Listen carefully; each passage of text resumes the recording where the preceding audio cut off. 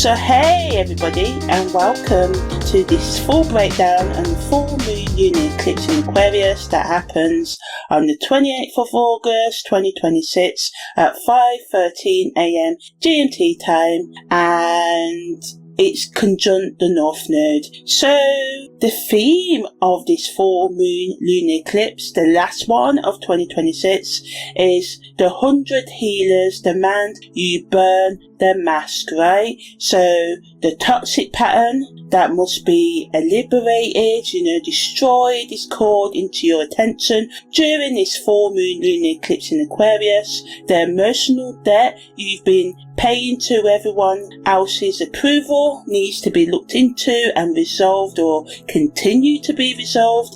Also, it's bringing your attention to the fact, is your community your medicine, or are they your poison? So looking at your friends, family, or your intimate relationships and seeing which ones drain your energy and which ones lift it up, right? So, some of you may realize that the thing that once kept you alive is what's killing you now. So it's time to burn the mask. Your nervous system may fight threats still to this day that died 3 generations ago, because sometimes we keep past pain of our families alive in our psyche and our actions, and we need to let it go, looking into what's our baggage, emotional, psychological, spiritual baggage, and the baggage which is not ours. And not only that, the baggage that we need to drop, right, because it's stopping us. Breaking the pattern is what this full moon lunar eclipse wants us to do, or it says stay exhausted. Drop the pattern, work through the emotional, psychological and spiritual mess, or stay exhausted, right? And it's telling you also that you can't heal while you're still performing strength. You actually have to deal with these problems so you can find your strength, right?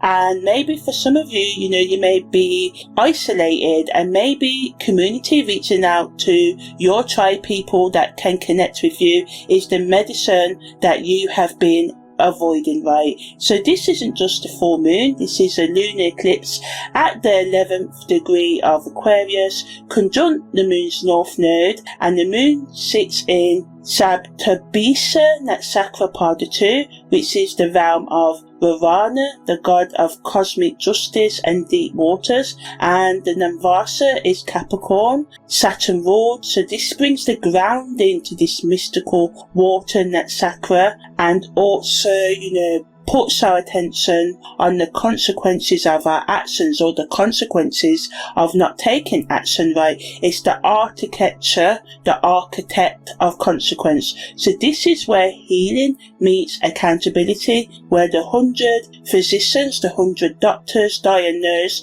not with compassion, but with focus, with honesty, with Saturn's discipline and Capricorn's realism, right? So if you've been avoiding treatment of any physical issues, psychological, emotional, spiritual issues, this eclipse won't ask permission. It's going to lift that veil, sometimes in shocking ways, for those of you who resist it, right? And it will expose the affection, the habits, the people, the relationships that are draining your energy, so healing, true healing, can begin. Right? So if you just wanted the 5-minute or so version, that's it. But if you want more deeper layers, then I'm going to give it to you deep. So keep on listening. I'm Imani, your holistic astrological karmic life coach, and we're about to go deep into all the different angles of this full moon lunar eclipse on the 28th of August 2026. So,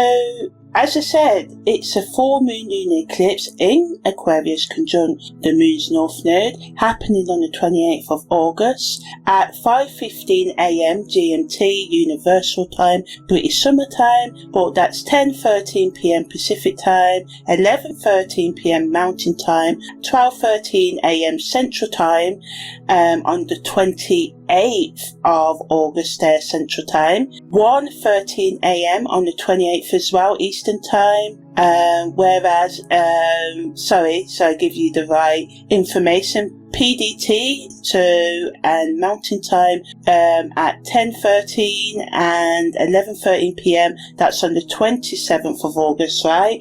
And then we have Central European Time, 7:13 a.m. on the 28th of August, Indian Time, 10:14 a.m. also on the 28th of August, and the same with Australian Eastern Time at 3:13 p.m, right? So the moon's at the 11th degree of Aquarius, the sun's at the 11th degree of Leo. They're opposing each other, opposite each other. This is why it's a full moon, right? And then that Sakra, as I said, is Satabisa, and this is the 100 healers, right? And that's Sakra, Pada 2. So the moon has the Sabian symbology of a man, facing his inspiration, and the 11th degree of Aquarius, right? And the sun, 11th degree of Leo, has the Sabian symbology of children on a swing in a huge oak tree, right? So the moon is conjunct the north node in Aquarius, and the sun's conjunct the south node in Leo. So destiny is pulling us towards our collective evolution and growth, right? And then also at 5:19 a.m, the moon actually moves into Pisces on the 29th of August, so a day after the eclipse. So dissolution, letting go, follows the revelation that Aquarius moon's bringing us, right? And there's a stellium between the sun, Mercury and the south node in Leo, and we also have Neptune in retrograde, Saturn in retrograde, and Pluto in retrograde, right, which I'm going to talk a bit more about later. So in terms of the aspects that the sun and the moon are making at the time of this eclipse, right, we've got the moon opposing Mercury, the sun conjuncting Mercury, Venus sexti-square the moon, and the sun semi-square Venus, right? Then we've got the sun and the moon squaring Uranus, the sun quinquats Pluto and trining Chiron. Also the sun's making a biquintal to Saturn and Juno. The moon is making a trine to Mars and Ceres.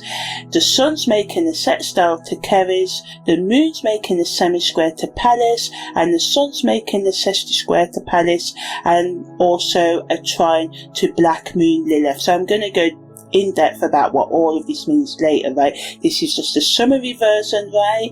And also we've got the active Vedic conditions of the moon being in Visa Nadi. So this is when Aquarius falls in the poison zone between the 10th and the 11th degree of Aquarius, Pada 2. This is the degree that activates systematic poison, the toxicity. You've normalized the relationships you've kept breathing, and despite breathing life into, despite them being dead and toxic, right, will come to your attention, right? So remember that the Vista Nadi energy doesn't kill it, it reveals what's already dying, what's already dead. And what you have been calling manageable dysfunction gets diagnosed today, brought to your attention, or over the next 6 months that this lunar eclipse energy lasts, right? Also, it's in Baladi Avasa. This is odd sign energy because the moon's in the 11th degree of Aquarius, the 11th sign, it's an odd sign, right? And it's in its youth in Kamara, the 6th to the 12th degree of any sign at 50% strength. So this is the growing, testing, sexually, creatively active, really potent, not yet mature. So this is good because this is allowing us, in terms of facing our emotions and actually acting on our emotions, right? But the moon hasn't learned restraint yet. It feels like everything is happening at full volume, but lacks the structure to deal with it, metabolize it, right? So it's sort of like adolescent rage meets cosmic reckoning, and we've got Black Moon Lilith, which is the planet of rage, right, involved in this lunar eclipse as well. So this is amplifying that energy. So just try and be as grounded as you can. But we have this Saturn and Vasa giving us this grounding energy, as I said. And Rahu, the north node, the moon's north node, rules the Sabtabisa Natsakra overall, although, Saturn rules part of 2 where the moon is, and Rahu creates insatiable hunger, wants us to let go of our boundaries and gives us the supporting energy to do so. But we can be obsessed and sort of disguise this as healing, like be obsessed with, going into a rage and say it's healing. And for some of you, letting out your anger will be healing, but also you need to be aware to be grounded and to watch where you are, directing that rage energy at, right? So Rahu is eating Rahu basically, because this eclipse, the moon conjunct the North Node in Rahu's Natsakra, means it's eating itself. The healer becomes the patient, the detective becomes the case. So it's helping us to self-reflect, and this is what it wants us to do, to look at our habits, especially our relationship habits, especially the problems we have with letting go, people pleasing, and all toxic patterns, and looking at our daily habits and the people we spend our time around. Are they our medicine? Are they good for us? Or are they our poison? Are they destroying us, right? So, at the time of this lunar eclipse in Aquarius, Saturn's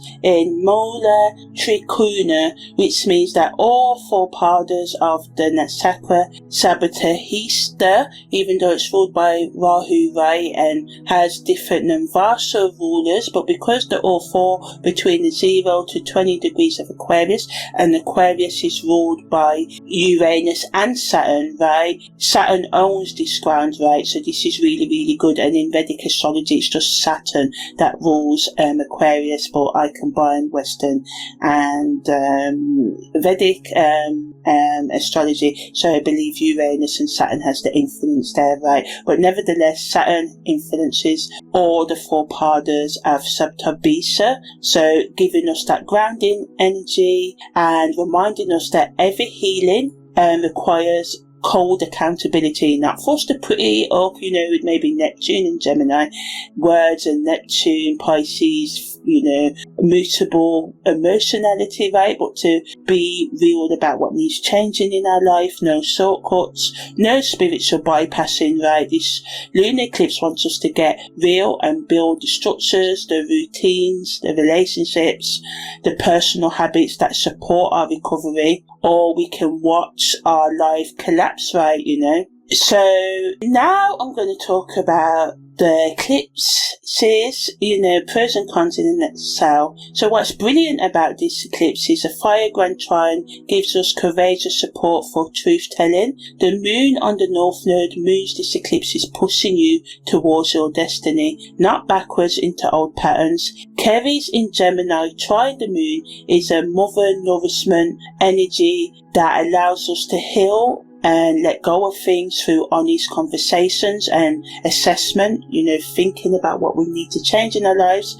And the double yod key is a rare energy, 2 fingers of fate converging, coming together, meaning this isn't random, this is orchestrated. You may say, by what? Well, by the accumulated weight of every authentic step that you have taken in the last 6 months since the previous solar lunar eclipses, right, that happened in February, March 26. So the difficulty of this lunar eclipse is that there's a T-square at 51% dominance involving the moon, the sun, Mercury and Uranus, and over half the eclipse energy is funneled into one pressure cooker of mental disruption and confusion. And Uranus squaring the eclipse from Taurus means the shocks are financial, physical and value Saturn, right? So it's going to be, forcing us to look at our finances, our relationship with our bodies, with life and earth, the material world, and our values in alignment with who we truly want to be.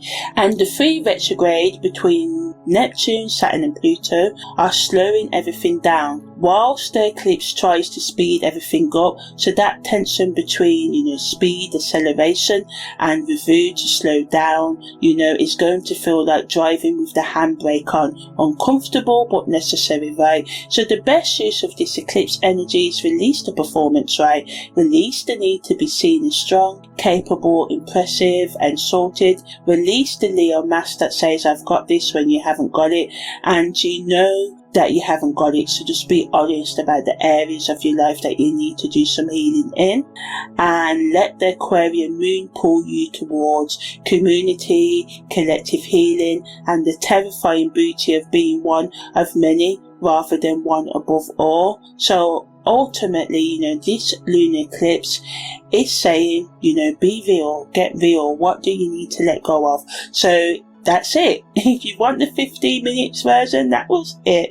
But now I'm going to go into the layers of this eclipse, so talking about, what it's really calling us to do, talking about the fact that it's a sturgeon moon as well and how that influences it, also talking more about the astrological dance, what's really going on between the planets, talking more about the retrograde planets, and the story of this eclipse, and giving zodiac guidance for all 12 sun, moon and rising sign, then going deeper into the aspects, right, and into the transiting patterns, the T-square, the grand trine, the stellium, the yod, the double yod, and also the Sabin symbols, the numerological influences, how our dreams play the part, the medicine, how to truly heal this, how it affects our partnership, giving us advice on how to look after your diet, and questions that you can reflect on during this lunar eclipse, how to manage your energy, how the timing is going to affect you over the next 6 months in a deeper,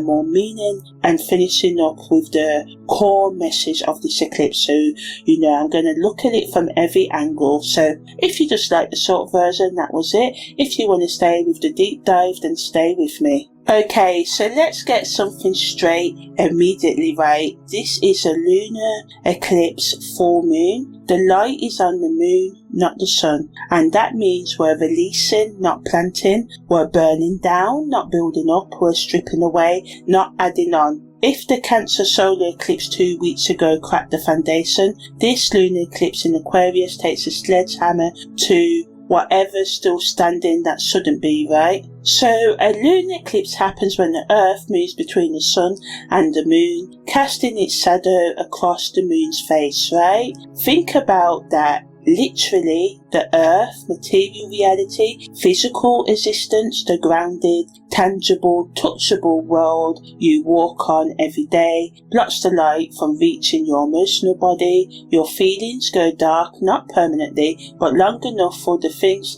that only exist in the dark to become visible. So it's bringing our unconscious to the conscious, right? The things that we've been piling down, and we can be good at that, numbing it with our Netflix and chilling, binge watching, overindulging in drugs and alcohol and anything else that distracts us from facing the reality of life, right? So this is about to become visible. The creatures that live under the emotional floorboards, they come out during the lunar eclipse and they want to be seen, right? The moon in Aquarius is the collective feeler, the humanitarian heart, the part of you that cares about systems, about fairness, about the world beyond your own kitchen table. But Aquarius also detaches, it intellectualizes, it turns emotion into concept and calls that processing, right? And when the moon sits in Aquarius, conjunct the North Node, which it does here, within minutes of the exact eclipse, destiny itself is saying, your future requires you to stop hiding behind detachment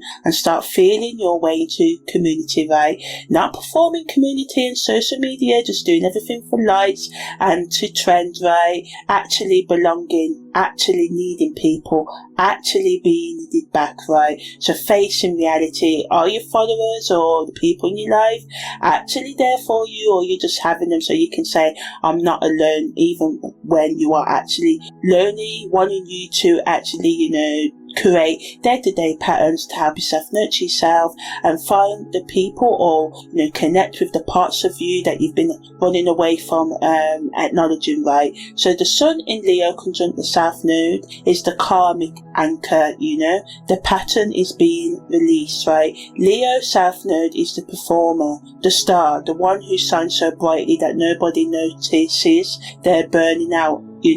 It's the parent who refuses help, the friend who never asks for anything, the partner who gives and gives and gives until there's nothing left and then wonders why they feel hollow. It's the Instagram feed that looks like a dream life covering a nightmare. It's brilliant, it's magnetic, and it's killing you softly from the inside out. So it's wanting us to look at those things in our life that are actually, toxic to us and draining our energy. And Mercury sitting right there with the sun and the South Node makes the pattern articulate. Danger is slow, it becomes clear, right? Because Mercury in Leo can perform vulnerability as effectively as it performs confidence. It can talk about healing without actually healing. It can narrate its own transformation in real time, turning a messy, ugly process into content. And the eclipse says, stop narrating, stop performing the breakdown and actually break down, actually feel the emotions. This medicine is mess. It's messy, life is messy. Facing our trauma is messy, right? And the moment you polish it into a story, you've lost it, The moon's conjunction with the moon's north node in Aquarius is frankly one of the most destiny charged configurations possible during a lunar eclipse. So this isn't just the release the old lunar eclipse, this is the release the old and step into the future simultaneously at the same time, to be real, to get real, to share your journey, not in a curated polished way, but in a raw way, right? The door behind you closes and the door ahead of you opens in the same breath, right? The community, the cause, the collective purpose that's been whispering to you for months, it's not whispering anymore, it's shouting, right? So don't ignore the message. It can be painful. It is going to be messy, but it is what you need to, allow to happen for your wounds to surface, to acknowledge your pain, to get real on whether you are living for yourself, creating for yourself, living for yourself or for others, right? So, as I said earlier, this full moon lunar eclipse in Aquarius is happening at the time of the sturgeon moon that typically takes place in August. It's the August full moon, right? Named by the indigenous peoples of the Great Lakes region for the time when the ancient sturgeon was readily caught, and if that doesn't perfectly describe this lunar eclipse in Aquarius, I don't know what does, right? The sturgeon is one of the oldest living fish species on the planet. It's been here since the dinosaurs. It survived every mass extinction that's happened to humanity, every ice age, every catastrophic shift change in the planet's history, not by being flashy, not by being the fastest and following trends, the brightest, or the most impressive fish in the river, but by being ancient, being patient, being flexible, and, adapting. A bottom feeder that converts what others discard into sustenance, into food, into energy. The sturgeon doesn't perform survival, it simply survives, and it does so collectively. Sturgeons are communal spawners, returning to the same reverse generation after generation, doing the ancient work together. That's what this lunar eclipse in Aquarius is asking you to become, not the flashy fish that follows the trends and creates themselves to be what everyone else is, what they want, right? To people please. That's the Leo South Node you're releasing, right? The ancient one. The one who's been through extinctions and still here. So the one that builds habits and takes accountability for what you allow in your life, what you do in your life, and who creates habits that can sustain you through the winters, right?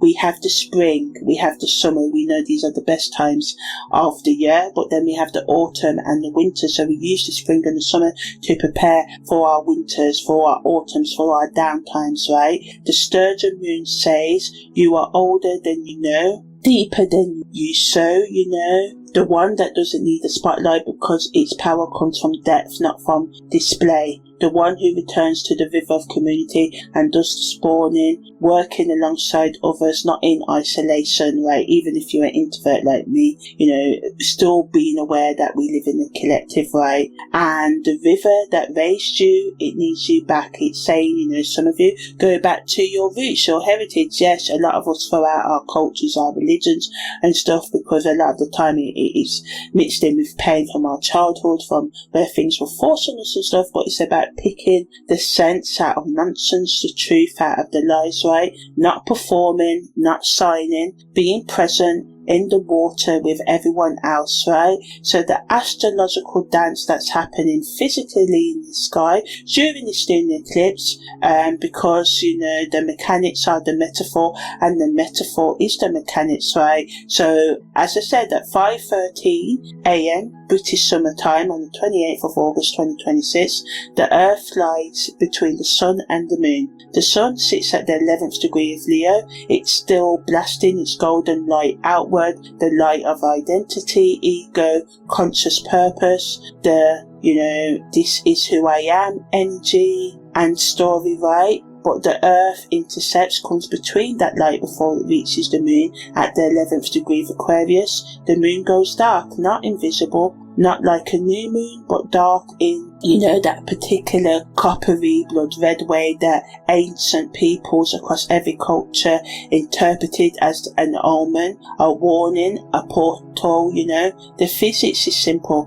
The Earth's atmosphere bends light around its edge, filtering out blue wavelengths and letting the red wavelengths pass through. That's why eclipse moons look red and not black. It's called a blood moon for a reason that isn't mystical at all. It's optics, but the emotional impact, the feeling of watching the moon, your emotional body, your instinctive self, the part of you that operates in the dark and turn the colour of blood, that's ancient, that's in your bones. Your ancestors watched this and understood it as the night, the feelings bled, right? That's what they used to call the lunar eclipse, the night the feelings bled. And they were not wrong. A lunar eclipse is bleeding. It's the emotional body releasing what's been held too long, like a wound that needs opening to drain before it can heal. The infection, the toxic pattern, the outgrown performance, the relationship that's been dead for months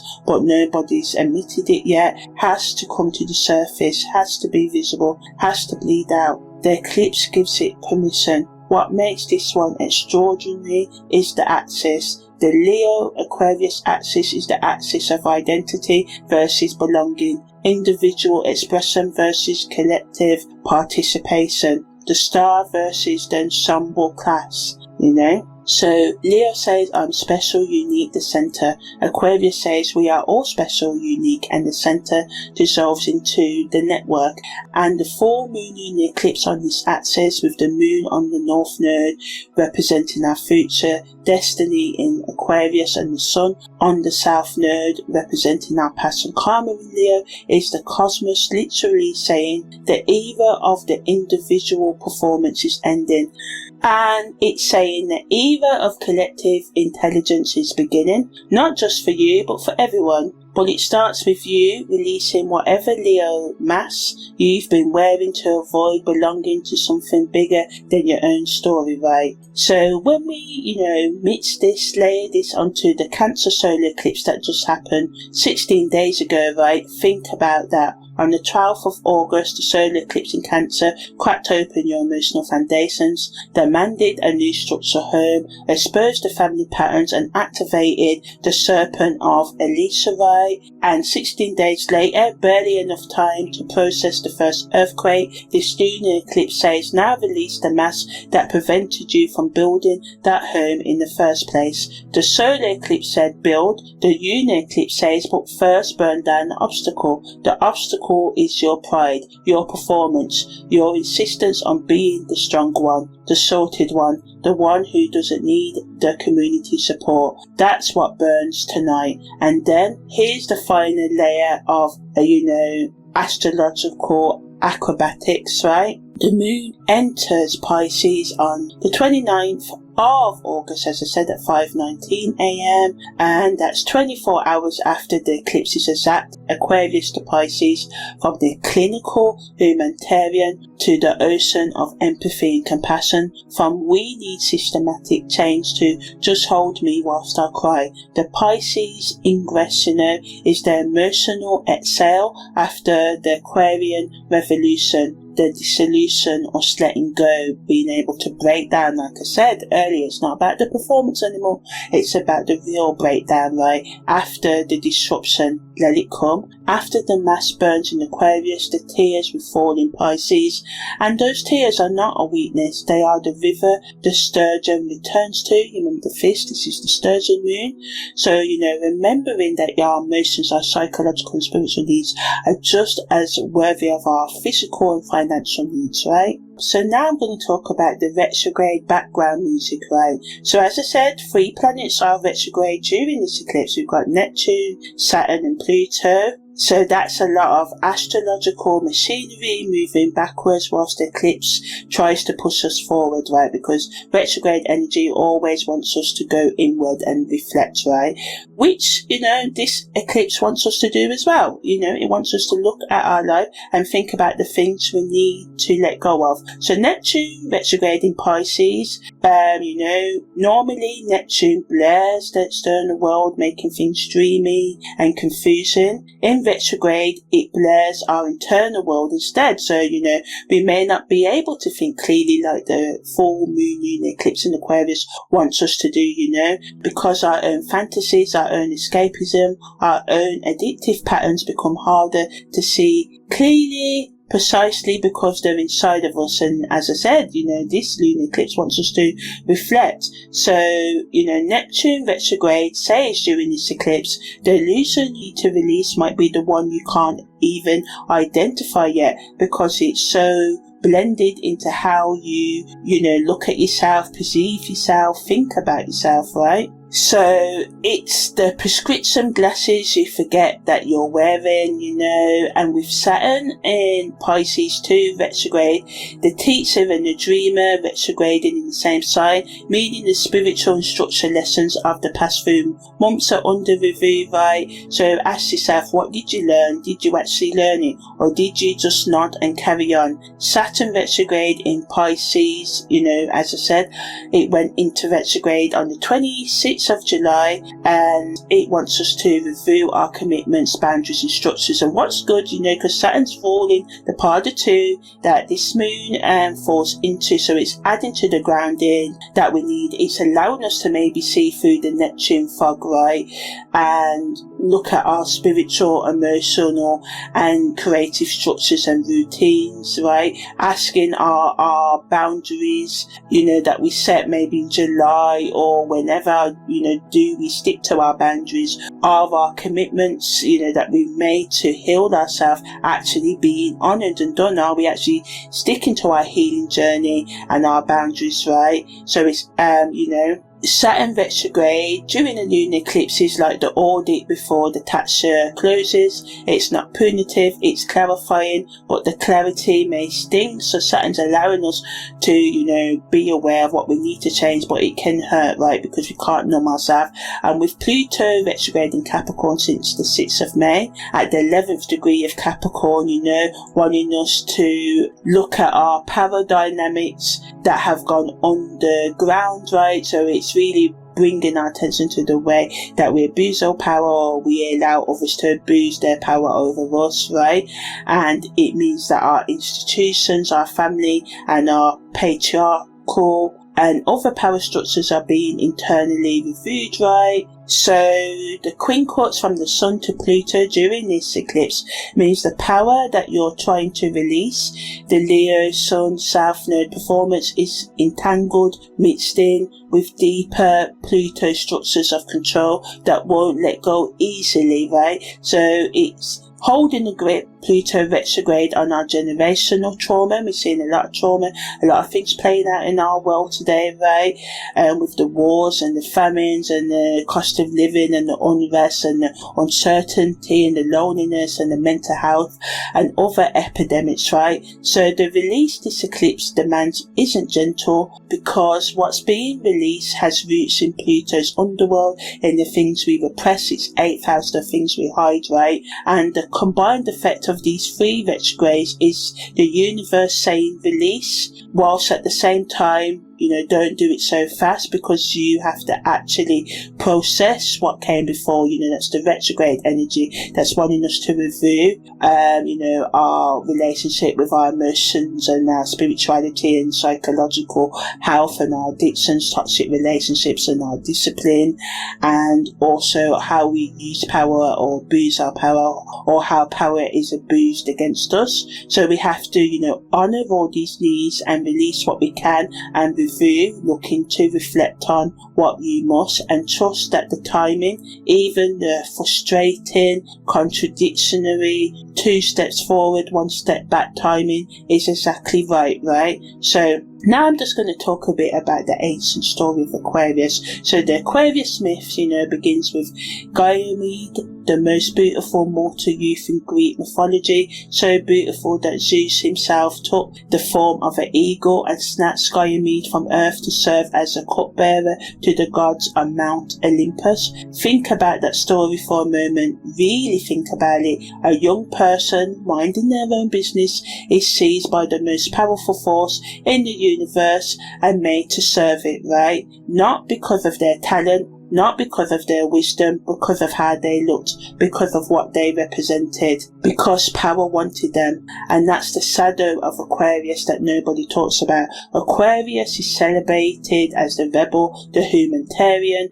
the forward thinker, the one who breaks free from tradition, right, from convention, from conformity. But the origin myth is about being taken, about being objectified by power and being placed in a role you didn't choose. The cupbearer to the gods, the servant who makes the divine party possible, and being told it's an honour, the water bearer. That's what Ganymede becomes, pouring water, emotion, nourishment, life force for others endlessly without being asked what Ganymede wanted, right? And without anyone noticing that the cupbearer is thirsty too. And here's how it connects to the lunar eclipse in Aquarius, right?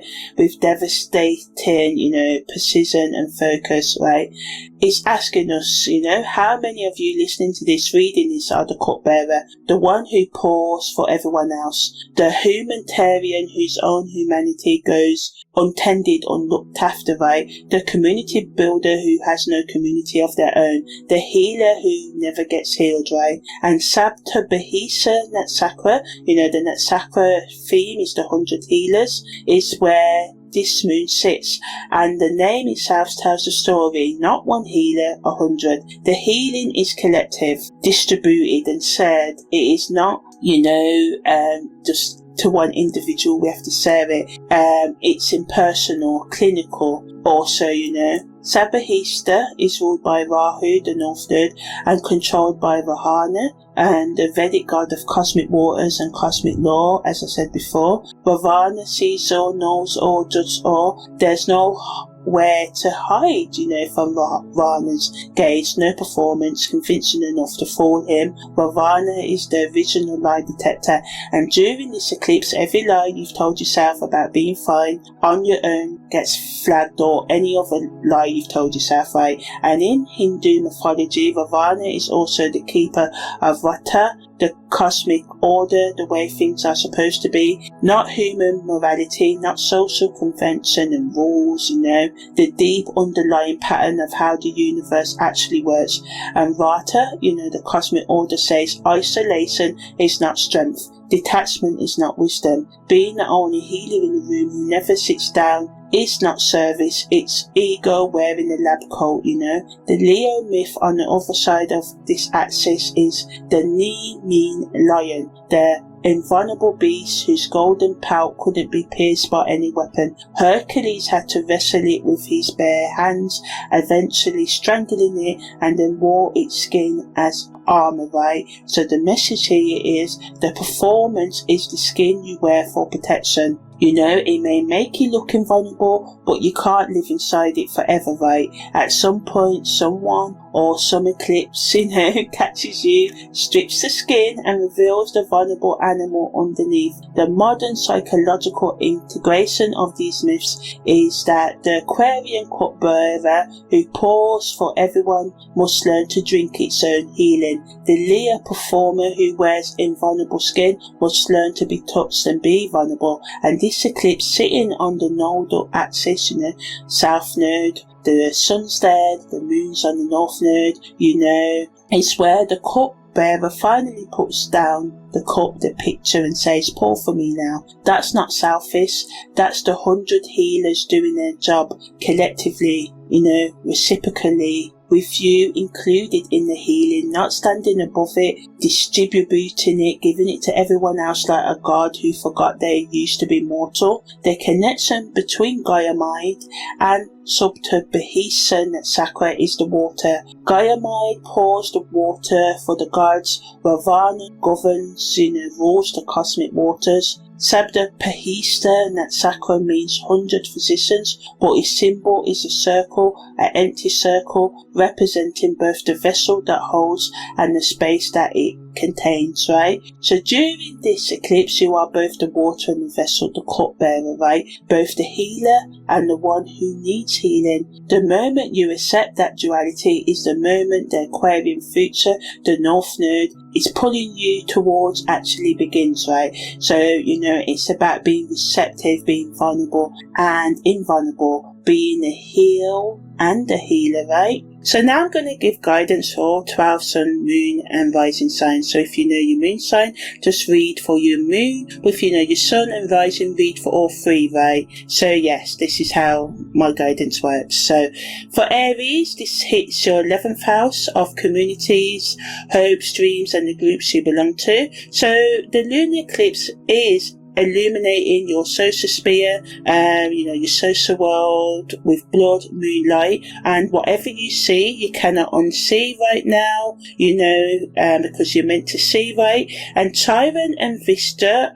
are in your sign, part of the Grand Trine, giving you the sacred courage to release the friend group, the social media identity, or the community role that requires you to perform rather than belong, right? The T-squares, with Uranus involved, hits your second house of money and values, meaning the social release might have financial implications, consequences, leaving a networking group that brings income but drains your soul, for example. So yeah, your soul's going to benefit, but you may need to figure out how to, fill that finance gap, right?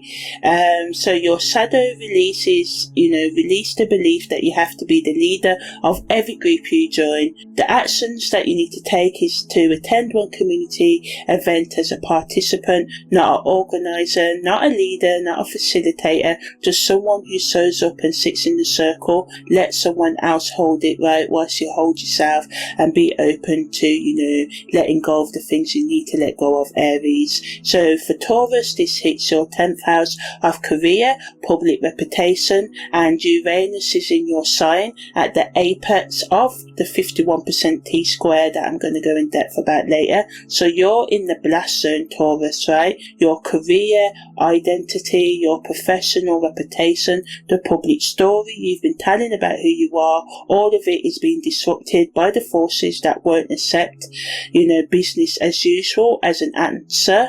And with, the Sabian symbol, window shopping, the 12th degree of Taurus is your degree where Uranus is at, right? So, it's pointing to the fact that it's wanting you to browse, look into your own new professional identity, create that, seeing what fits. Now that the old one is being eclipsed, the eclipse is telling you to let go of the old professional identity and build a new one in terms of your shadow release. It wants you to release the career that looks secure but feels like a cage. The action you can take is identify one professional performance you can drop without consequences, right?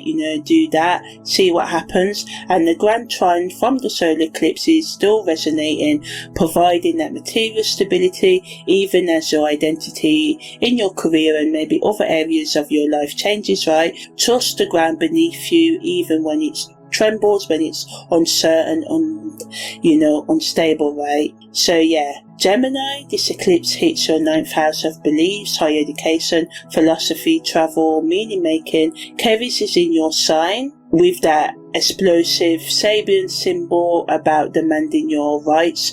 Mars is in your sign too, part of the T-squares wider orb, right? So your belief system about community, belonging, and what it means to be part of something larger is being completely reviewed. The lunar eclipse is releasing old beliefs and philosophical frameworks, right? Perhaps one that justified your isolation as independence or your detachment as, objectivity. And the double yod key points at Neptune and Pluto from your sign.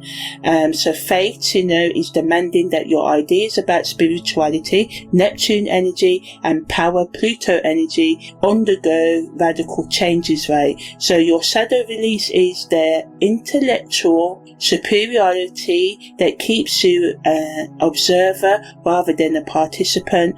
And the action you can take is to join something, not online but in person, a class, a group, a circle. Let Gemini's curiosity become Gemini's commitment, right? For Cancer, this is hitting your 8th house of intimacy, shared resources, death and rebirth, power dynamics. So 2 weeks after your solar eclipse, because it was in your sign, ripped open your emotional foundations. This lunar eclipse goes deeper into the shared spaces, the joint accounts, the bedroom, the power dynamics you deal with, right, with the people closest to you. And the Leo stellium in your 2nd house of money, self and worth is the performance being released, the way you perform financial stability maybe, or emotional availability to maintain partnerships.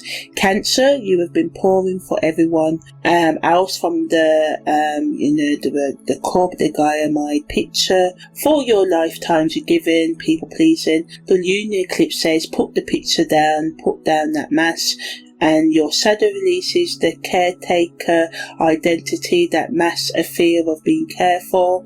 The action is to let someone else manage one thing you usually control, maybe dinner plans, a bill payment, the rent, emotional crisis that isn't yours to solve. Sit with the discomfort of not being needed and discover that you are still wanted and you have your own needs more importantly, right? So Leo, this is hitting your 1st house from the moon and the 7th house from the sun, and the eclipse falls directly on your axis, right? The south node, the opposition. The moon in Aquarius lights up your 7th house of partnerships, and the sun, Mercury, south node, stellium sits in your 1st house, your body, your identity, your face. This is the most personal possible eclipse for you, Leo. The performance being released is the one you wear as a skin, your inner vulnerability maybe, not metaphorically, the actual physical way you present yourself to the world.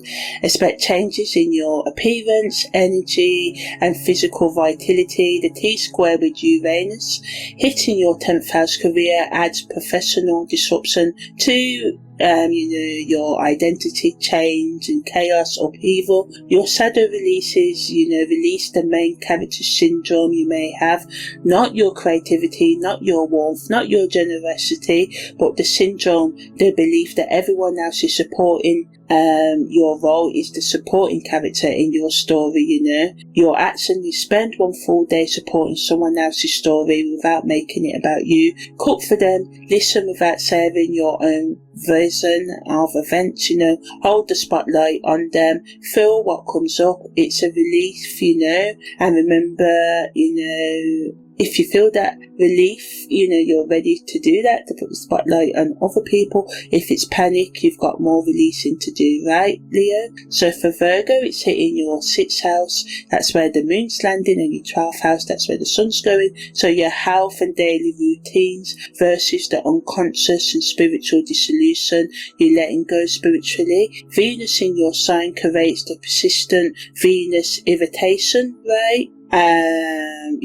The sort of acolyte energy, the boy with the sensor, learning your daily habits and routines, especially your health routines, might be a form of service that's ticked into servitude, So this illuminates, this eclipse puts a spotlight on where your Virgo perfectionism has become a performance, the perfect diet maybe, the perfect morning routine, the perfect productivity system, all of which look impressive but actually prevent you from confronting the messy, imperfect 12th house shadows that need addressing, right? Ultimately, it's about addressing, confronting what needs confronting, right? And the double yod key creates the fated pressure on your daily life, structures and routines, your habits for you to change. So your shadow release is the perfectionism that substitutes you being present in the now. Your action is to deliberately do one thing badly this week, imperfectly, without fixing it. Write a terrible first draft, cook a mediocre meal, let the Virgo cringe happen and survive it. So for Libra, your 5th house of the moon and 11th house of the sun, creativity and children versus community and hopes. The Aquarian moon lights up your 5th house of creative self-expression, romance and play. The Leo stellium activates your 11th house of community and social networks. So the tension, your creative expression, has been performed for your social group's approval rather than your own joy. The eclipse releases the creative performance, the art made for lights, the self-expression, filtered through what will people think energy, and the Sabian symbol of the children on the swing in the oak tree, which is the sun Sabian symbology, right, are in your 11th house, saying your community should be, playful, not political. Your shadow releases the people pleasing that masquerades as diplomacy, the fakery. Your action is to create one thing this month that you show to nobody, not for feedback, not for validation, but for you. Hang it on your wall maybe, dance in your own kitchen maybe, write in your own journal. The eagle and the dove from the solar eclipse are still merging. Let the merger happen in private first, right? Letting all sides of your personality and looking after your own needs. Libra is really important at the time of this eclipse, right? Scorpio, your 4th house where the moon lands and the 10th house where the sun goes. Your home and your emotional foundations versus career and public reputation. So the Leo stellium in your 10th house means your professional performance is being tested. The public mass that's been all about earning respect and progress and advancement, but at the cost of your emotional connection to home. And with Pluto retrograde in your 3rd house of communication, part of the double yod key, indicating that this is fated change that needs to happen, especially about how you communicate about power. And the albatross feeding from the sailor's hand, which is Pluto's Sabian symbol, shows that even your most powerful, untameable energies can accept nourishment, food from human connection, if the offering, if what the other person is given, the situation is given, is genuine. Your shadow release is the intimidation factor you use as a boundary, or that tentative or closing others off. One action you can take is to let someone pass the gate without making them prove they deserve entry into your inner world first, right? Not everyone, one person you feel you can trust, one moment of unguarded access. See what happens when Scorpio lets the drawbridge down, lets the wall down, right? So Sagittarius, your 3rd house is where the moon's landing, the 9th house is where the sun's going. So communication and daily environment versus beliefs and philosophy are all being lit up. Black moon Lilith in your sign, still playing chess, still wild. That's the Sabian symbology, right? Two people playing chess. So Black Moon Lilith is trining the Sun as well at the time of this lunar eclipse in Aquarius, meaning your world wisdom supports the release of an old belief system, ninth house stuff through clear, local, daily communication, third house stuff, mixing with others, maybe mixing with someone you didn't mix with at work, or if it's safe or whatever, being open to your day-to-day surroundings. The eclipse releases the big story, the grand philosophical narrative story you've been living by, and replaces it with a smaller, more truthful daily conversation. Sometimes the most profound, deep truth is the one you speak over breakfast, not from a mountaintop, right? So in terms of what to release in your shadow, the guru, performance, the wise one act. And one action you can take is ask someone a genuine question you don't know the answer to, and listen without formulating your response while they speak. Let Sagittarius be a student for one conversation. Capricorn, your second house is where the moon's lighting up, and the 8th house is where the sun is hitting. So money and self-worth versus said resources and transformation. So Pluto retrograde in your sign is part of the yod and the double yod key. Fate is pointing at your power structures and saying change. The lunar eclipse puts a spotlight on your financial self-worth. Have you been valuing yourself based on performance metrics, productivity or output? Capricorn measures worth in achievement, and this eclipse says that the measurement is expired. Juno is also in your sign, meaning committed partnerships have a direct line to your self-worth, and the biquintal from the sun suggests, shows that creative, unconventional ways of restructuring, changing how you connect with yourself and others and with your sense of self-worth is your path forward. Your shadow releases the worker identity that substitutes for human identity. One action you can take is one full day off without productivity guilt, not a day off where you secretly do laundry and answer emails. A real day off, real day off. Lie down, stare at the ceiling, let Capricorn discover that you exist even when you're not producing and doing, right?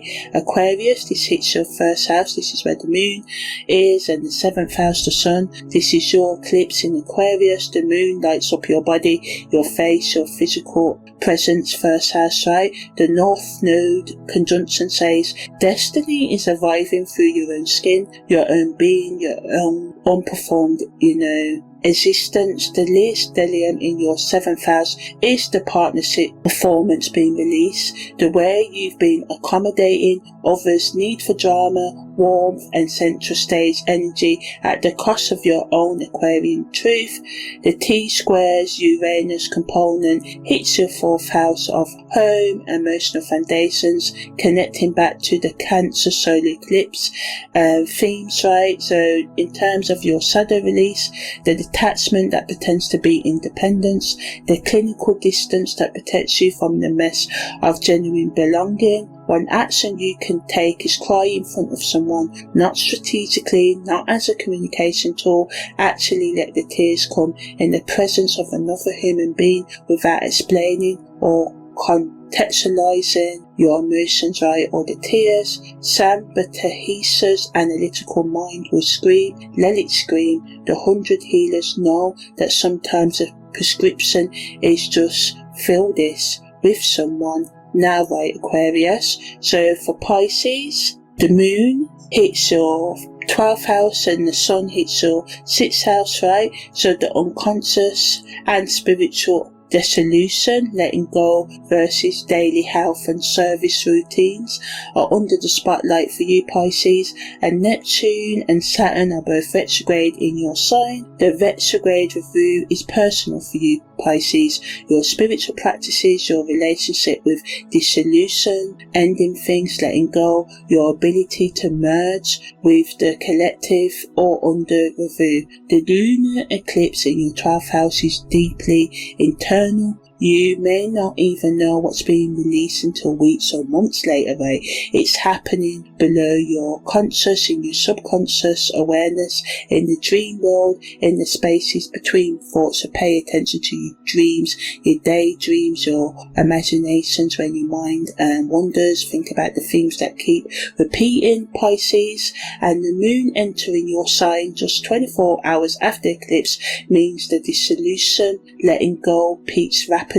The Aquarian release tips straight into Piscean waters. So in terms of one thing to release in your shadow, the spiritual bypass that turns every difficult feeling into a lesson before you actually feel it. One action you can take is feel one thing this week without assigning meaning to it. Don't make it a teaching. Don't find a lesson. Just feel it, in a raw, unprocessed, unphilosophized way, just let it rip, right? And the fertile garden under the full moon, which is Pallas's Sabin symbol in your sign, because Pallas is also in Pisces, right, is, allowing what needs to grow where it needs to grow, right? And, this energy of Pallas will grow while it needs to grow. And your job isn't to direct the growth, right? It's to water the growth with honest tears, with honest actions, to actually feel it, to go through it, not to look for meaning, just to be. Hey, Pisces. Okay, so that's the end of the zodiac guidance. So if you're still with me, thanks for that. So now I'm going to talk a bit more about the aspects, the conversations, the planets are having with each other at the time of this full moon lunar eclipse in August the 28th, right, in Aquarius. So yeah, and then I'm going to talk about the transiting T-square patterns, the Sabin symbols, the numerology, and the wound beneath the wound, really going into what we should be healing, what this energy is opening us up to during this full moon lunar eclipse. And then I'm just going to talk more about the dreams, how you can release this energy, the medicine, how it affects our partnerships, how we can look after our diet, self-reflection questions, the complete 6-month timeline, because eclipses energy always lasts 6 months, how we can manage our energy, and the core message of this lunar eclipse in Aquarius. So stay with me, Imani, your holistic astrological life coach, for all that good stuff, right? Okay, so we've got the moon and the sun both squaring Uranus, the sun at 0.43 degree orb and the moon at 0.45. So this is the tightest major aspect. Both luminaries, the sun and the moon, right, are squaring with Uranus within 45 arc minutes. This is the electric core of the 51% T-square that I'm going to talk about in more depth later, and it demands our attention, right, before anything else. So Uranus in astrology is the awakener, the liberator, wanting us to be who we really are, authentic self-expression, the disruptor who doesn't ask permission before rearranging your reality. And at the moment Uranus is in Taurus, so it's more stable, more grounded. Uranus is in Taurus, that is an earth sign, so it's disrupting, bringing changes to our values, our finances, our physical comfort, and the material structures like our possessions or routines about making money, saving money, that we've built our sense of security on. So we see a lot of conflict in the world going on, and inflation is going up, and at the time of me talking about this in April, the world is kind of crazy. I didn't mean to laugh, but I mean, finances, gas prices up across the globe, a lot of uncertainty. So the square from both the moon and the sun means the disruption hits your emotional body, which is represented by the moon, and your identity, the sun, right, at the same time. So you can just feel destabilized, and as I said, there's a lot of destabilizing things in the world right now, and you don't know who you are in this destabilization. And that's the specific flavor of this square. Not just something changes, but something changes, and I can't fall back on my usual self to cope with it, because that self is changing too, right? And the Sabin symbol at the 12th degree of Taurus, a young couple walk down Main Street window shopping, offers a gentler imagery and energy than the aspect suggests, right? Because it's square and it's tension. So it's wanting us to think about the ways that the Uranian disruption, won't be violent for some of you. For some of you, it may be because it's dragging you outside of your comfort zone. For others, it can be more like walking through a new sort of area, community, landscape of your values and noticing what catches your eye now, that the old performances aren't dictating your choices anymore. And with all that being said, we still have to have some caution, because even gentle window shopping after, our identity earthquake, that this solar lunar eclipse pair, the solar eclipse in Cancer, this one in Aquarius now, it's disorientating. We can kind of lose our bearings, feel confused because you're browsing a new main street, new area and spaces of your personality or life that you don't recognize it. And the couple walking alongside you might be a version of yourself you haven't met yet. So in terms of the body connection, the sun and moon square to Uranus rules the cervical and brachial plexi, the nerve networks connecting the brain to the arms. So your ability to reach out, to take action, to physically engage with the world through your hands, this is what this for. So if your arms feel electric, tingling, restless, that's Uranus in the nerve plexus, wanting you to do something with the disruption during, the lunar eclipse and the 6 months after, rather than just intellectualize it, just thinking about it. It's practicality. Uranus is in Taurus. After all, so it's wanting us to make day-to-day changes to our routine that uplifts our lives and those around us, but first of all, changing and being and finding new aspects of self. So now I'm going to talk about the Sun conjunction to Mercury and the Moon's opposition to Mercury, right? So Mercury sits right on the Sun at the time of this lunar eclipse in Aquarius. So it's like Kazemi energy, close, and the Moon's opposing from Aquarius. So Mercury and Sun energy is really, really strong, stronger than normal, creating a communication axis energy that defines the eclipse's informational quality. So the Sun Mercury conjunction says the ego and the mind are working together, right? What you think is what you identify as. So this is good for, getting real about what needs to be changed in your life and taking action for better and for worse, right? But the lean stellium makes the thinking charismatic, dramatic, warm, and potentially self-centered, right? And the Moon opposing says your feelings see a different story than your mind is telling, and your emotional body, the Aquarius Moon, is saying we need community, whilst the mental body, Leo Mercury, is saying but I'm the main character. So this opposition means every conversation during the eclipse window can carry tension for some of you, especially those with strong, Sun, Leo, 5th house energy, you chart 11th house energy and 4th house energy, right? You will say something confidently, the Mercury Sun in Leo energy, and then feel something contradictory. That's the Moon in Aquarius, right? Trust the feeling. The mind story is the south nose story, the old script. The Moon's feeling is the north nose direction, where you're meant to go, right? The new one.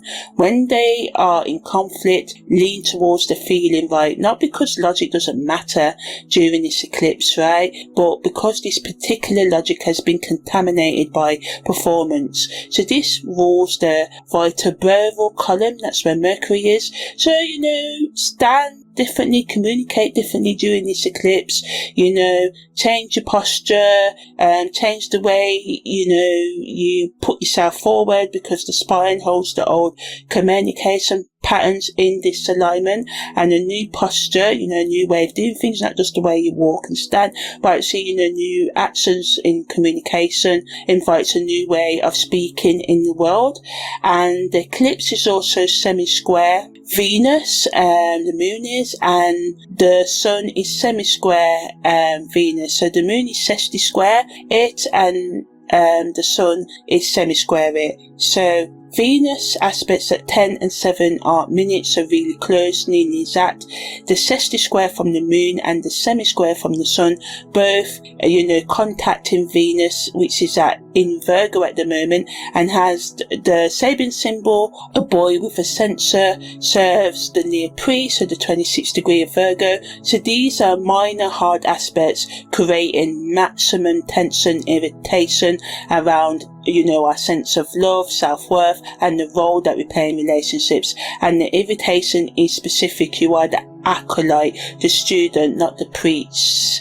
The teacher. You're serving someone else's spirituality or emotional authority instead of claiming your own. So this energy allows us to claim our space, especially in our spiritual lives, right, and also emotional life. And the irritation of the semi-square, sexti-square combination means this isn't a dramatic crisis.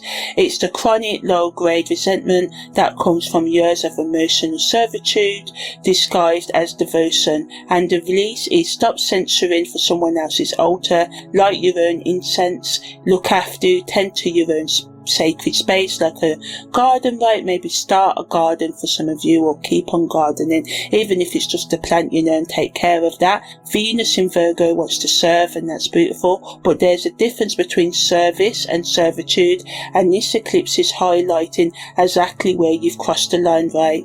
So we've got the moon trine Keris and the sun sextile Keris, right? So Keris is at 12 degrees of Gemini. It's an asteroid, right? The Sabian symbology is a black slave girl demands her rights of her mistress. So these are ancient symbols, so these are may have words that some may find offensive, but it's basically about you, a person standing up and demanding her rights, their rights back from whatever is slaving them, right? So both the sun and the moon are supporting Keris with flowing aspects, the moon's trine and ease, and the sun's sextile opportunity. This is the eclipse giving you both the emotional courage through the trine and the identity-backed opportunity, the sextile energy, right, to demand the nourishment and everything else you've been denied. The trine from Aquarius to Gemini is air-to-air, intellectual, communicative, networking energy, and your demand for nourishment is articulate. So it allows us to stay on these clearly in a reasoned way, supported by your data, your life experience, right? Your own lived experience is the data from what's not serving you in your life, right? So the set style from Leo to Gemini is fire to air, passionate communication, energy, wanting you to be polite and warmth in demand, so not so much polite, but just to try and say whatever it needs to be saying, even though it is a demand in a nice way, and it allows us to have charisma in asking. And together these aspects say you can demand what you need with both intelligence and heart. The demand doesn't have to be aggressive, it has to be clear. So this rules the trachea, mucosa, the lining of the throat, your voice literally in the human body. So the throat knows when it's been swallowing words instead of speaking them. If your throat feels tight, sore or constricted during the eclipse window, it's because words that need releasing are stuck there. Sing, hum and shout, right? Or just open your mouth and let sound come out without words, right? So we've also got, the eclipse making a semi-square, the moon right, and a sexti-square, the sun right to the asteroid Pallas. Pallas is at the 28th degrees of Pisces, right? So the Sabian symbology is a fertile garden underneath the full moon, as I said before, and both luminaries are creating minor hard aspects to the strategic goddess in her garden. So the irritation here is between your eclipse experience, which, this eclipse is really focused on our identity, and any crisis we are having with expressing it, finding it, and, wanting us to have an emotional revolution, change the way we work with our emotions, right, and our intuitive strategy. And this is Pallas in Pisces energy, but wanting us to work underground with our unconscious and trusting that whatever the new seeds that we plant, new thoughts, new actions that we start, plant, we trust that the garden will grow, that our actions will grow into the life that we want. The friction is the eclipse wants dramatic action, Pallas wants patient cultivation. The eclipse says now, Pallas says the garden grows on its own timeline. The tension is actually productive. It prevents you from making impulsive strategic decisions.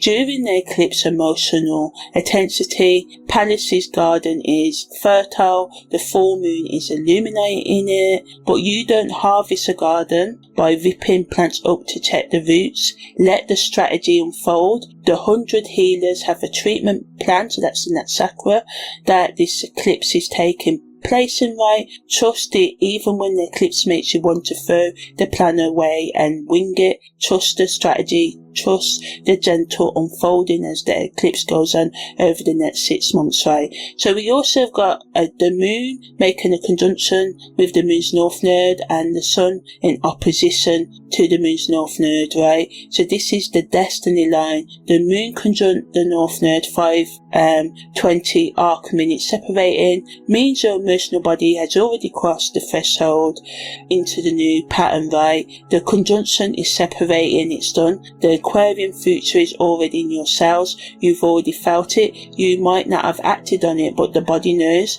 The sun's opposition to the north node, and the sun's also conjuncting the south node, at 5:23 arc minutes separating, means that your identity is still clinging to the old pattern, even though your emotions have moved on. The body says community, the ego says but I'm special, the no say that you are special, yes, inside the community, Your specialness doesn't disappear when you belong, it intensifies, And the oak tree in the Leo Sabin symbol doesn't lose its magnitude, specialness, because children swing from it. It gains purpose, So it helps us, this energy, find our purpose or continue with our purpose during, the last sort of 3 to 4 months of the year, So we've also got the sun making a quincunx to Pluto, and Pluto is at the 10th degree of Capricorn and has the Sabin symbology, an albatross feeding from the hand of a sailor. So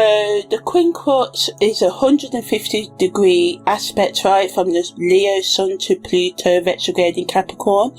Creates an uncomfortable angle between our conscious identity and our subconscious, deep structures of power, how we use it, how we allow others to abuse their power on us and all of that. And change, adjustment is always demanded from quincunx energy. So it's saying your ego must accommodate Pluto's underworld without losing its light. You must be both the sunny performer and the person who is aware of the depths and works with the depths, who's been to the depths, The quincunx won't let you compartmentalize.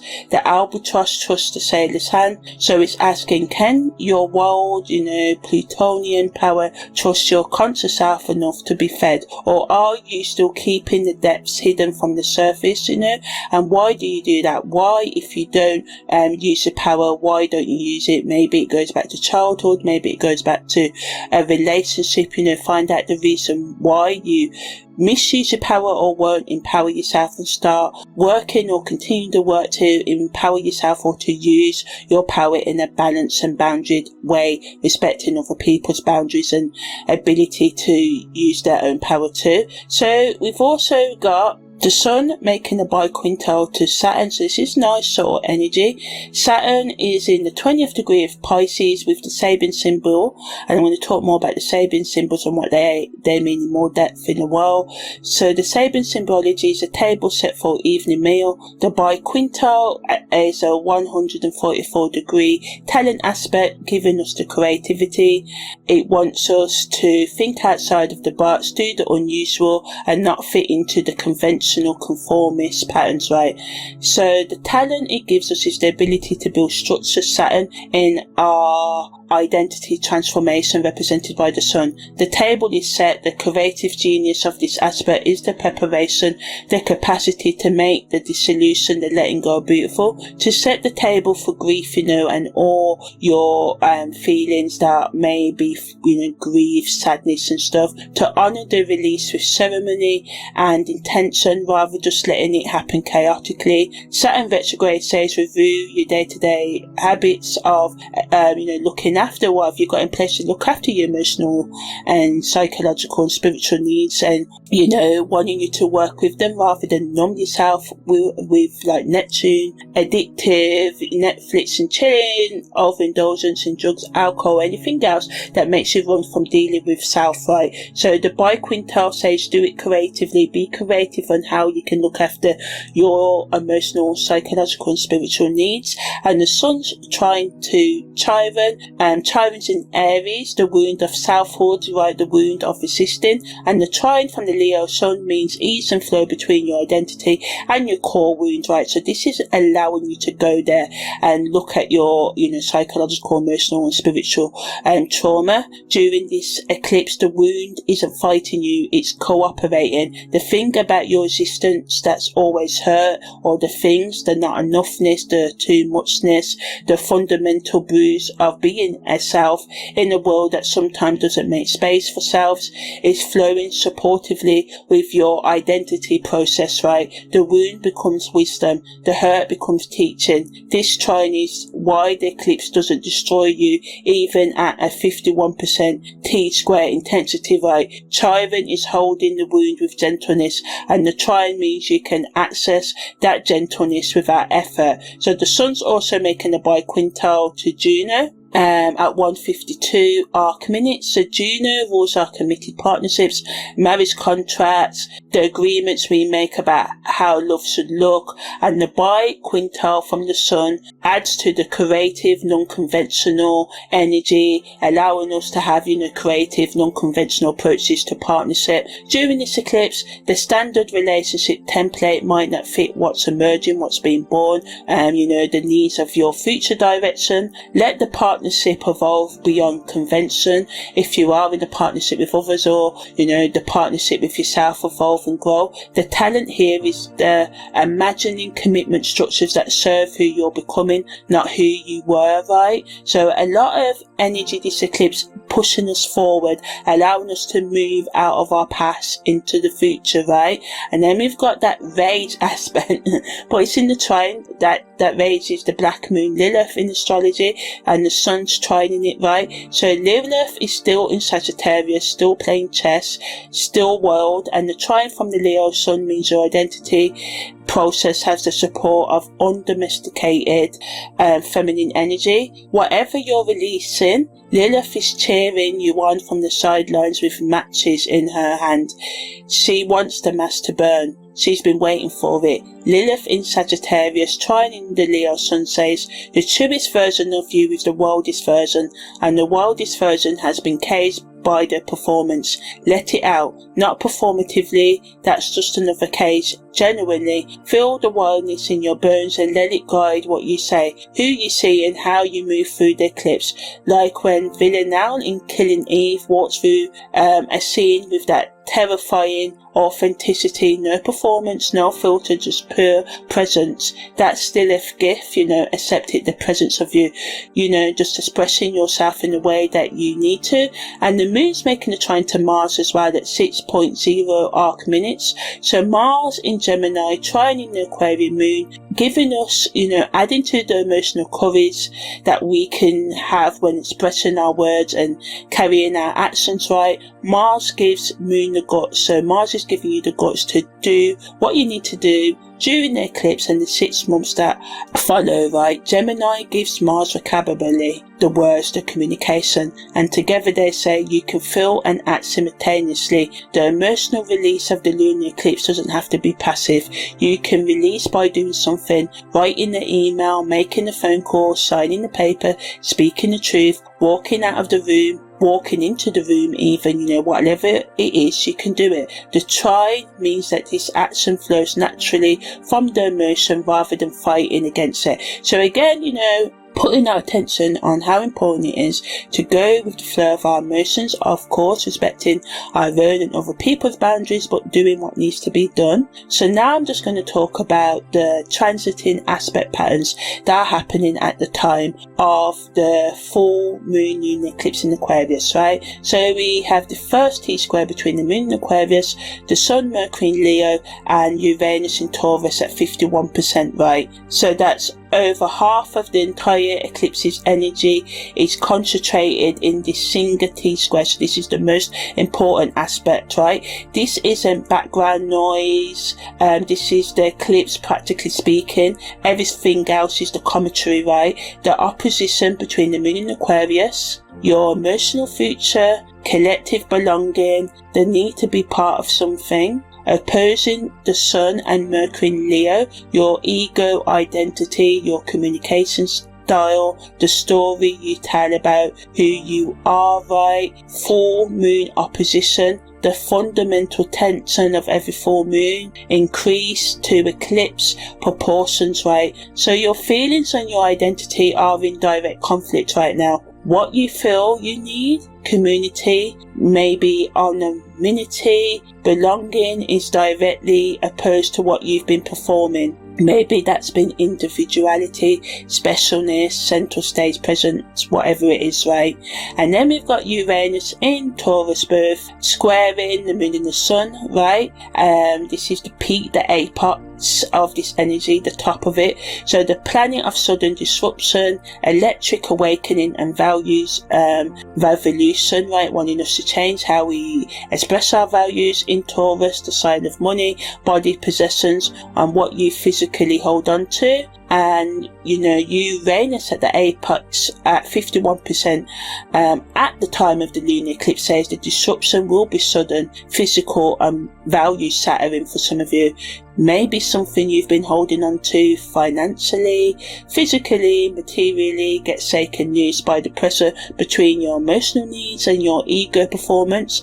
And the sabin symbol for Uranus, the 12 degrees of Taurus, a young couple walk down Main Street window shopping, softens this somewhat, right? The disruption might come through browsing new possibilities rather than having the old ones violently removed. But don't be fooled by the gentle message. Uranus is still Uranus. The window shopping might happen after the earthquake, not instead of it. The release valve for this T-square in Scorpio, the sign opposite Taurus, is deep, transformative, willing to go to the underworld. The pressure of this T-square revolves through, being honest in that Scorpio way about power, intimacy, shared values, and the death of what's no longer alive. Don't avoid the deep conversation. Don't, skim the surface. Scorpio wants you to go all the way down, and the pressure releases at the bottom, going down into the depths, not the top. So, go into the depths, look into what really needs to be changed within you and in your life, and be open to doing it, right? So now I'm going to talk about the grand trine between the sun, South Node, the Ascendant, the Black Moon, Lilith, Chiron, Vista and Pallas at 11% orb. So the South Node's involvement in this grand trine isn't really supporting new beginnings. It's a trine supporting release. The North Node, is supporting the new beginnings. This grand trine makes it easier for us to let go, burning the mass, and letting go of our old habits and our fake identity, and all of that is a little less terrifying and painful. Chiron and Vista in Aries are there and are still holding the sacred wound and sacred flame of individuality. These two energies in Aries was in the solar eclipse 2 weeks ago, evolved there, helping us there, but now they're working with the release rather than the building. So the Black Moon Lilith in Sagittarius again, is allowing us to sort of be wild, strategize, start new things. And Pallas in Pisces here again allows us to be intuitive, and be intuitive in a strategic way as well, and look after our inner world, our secrets, our 12th house stuff, be aware of our hidden enemies and habits that stop us from reaching and being who we say we want to be. Together they form a safety net, telling us, you can let go, these forces are catching you, and their 11% influence is modest compared to the T-square's 51%, but it's the quality of support that matters. So this grand trine is the friend who holds your hand whilst you delete the ex's number, the therapist who stays steady whilst you sob, the ancestor whispering, I couldn't do this, but I'm here while you do it, right, giving you that power. And we've got the 3-point stellium between the Sun, Mercury and the South Node in Leo at 19%, right? So the Leo stellium, is the past concentrated and focused in on. The Sun representing our identity, Mercury communication, and the South Node karma, all in Leo, saying this is what you're releasing, not vaguely, but specifically. Your identity, maybe as the impressive one, or people pleaser, or whatever it was that wasn't really you. Maybe your communication style that performs rather than connects, your karmic pattern of earning love through display. It's all right there, whatever it is, in one concentrated bundle of fire. This energy asking you to acknowledge and then release what you need to release. And Mercury's proximity, closeness to the Sun at 0:27 arc minutes, right, Kazemi, in the heart of the Sun, makes this stellium particularly potent for articulating what's been released. You can name it, you can say it loud, and Mercury Kazemi gives you a brief window of extraordinary clarity about the Leo pattern. Use that clarity to write the release, speak the release, let the words carry the old skin away, right? And then, we've got the Yod, the finger of God between Sun, Mercury, Pluto, and Neptune, and this one is directly pointing at the generational planets. Sun and Mercury in Leo set styling each other comfortably, supportively at the base of the yard. Both quinquats, Neptune retrograde in Pisces and Pluto retrograde in Capricorn. And the fingers of fate point at the collective unconscious, Neptune, and the structures of power, Pluto, and these are both retrograding, both re-examining, going backwards, both demanding changes, adjustments that feel impossible from the Leo perspective, right? So this yod is demanding that we change what needs to be changed in our conscious identity and our communication, right? And we must change to accommodate forces larger than and older than our personal story, right? And Neptune retrograde says your spiritual illusions require a painful revision for you to think, self-reflect and change them. And Pluto retrograde says the power structures you've been complicit with, allowing maybe abuse of power or not using your power, or whatever it is you've been allowing to go on in your life, that it's your responsibility to stop, require confrontation. And the quinquats angle 150 degrees is the angle of irritation, of this doesn't fit, and I'm just forcing this issue, right? It's wearing shoes that are one size too small, technically possible but deeply uncomfortable, and eventually you have to either stretch or change the shoes entirely. So this yard carries karmic weight, right? The Leo stellium, the Sun, Moon and South Node is the karmic past being pointed at by the future demands of collective dissolution, Neptune, and structural transformation, Pluto. And the message, your personal narrative is too full for what's being asked of you. Expand it, change, or it will be expanded or changed for you. So this lunar eclipse is saying, I'm giving you the energy to change with me or don't, but external circumstances, because we're seeing a lot of change with technology, AI, and maybe life was better in the old days, but as history shows us, things never go back. We can bring things back in, but we have to upgrade. We have to merge the past with the future, upgrading it and, changing not the core of who we are, but how we execute who we are, so we can remain stable, right? And then we've got a double yod key. So this is a rare energy, right, between the Sun, Mercury, Pluto, Neptune and Keres. It's a yod with an additional planet creating the second finger of fate and forming like a diamond-like pressure. So this takes the yod above and adds Keres in Gemini, creating the second quincunx arm. Now they are two fingers pointing, two fated adjustments, changes demanded at the same time. The pressure doubles and the escape roots halve. So this is a real special full moon lunar eclipse. Keres adds the mother dimension, nourishment, what you need to survive, to do to survive, and the Sabin symbol, a black slave girl, demands the rights of her mistress, means the double yod is about demanding the nourishment, represented by Ceres, and the power structures represented by Pluto, and the spiritual bypassing represented by Neptune that we've been withholding. It's saying stop accepting crumbs, start being grateful for the bare minimum in nourishment, demand the full meal. The sturgeon moon energy, reminds us of the fish that demanded the right to feed in ancient rivers. You demand the right, saying demand the right to be fed by the systems that serve you. So, we are collectively across our nations demanding changes in our government and stuff, wanting them to serve the people rather than maybe, the big companies that try to dominate their influence on our culture and stuff.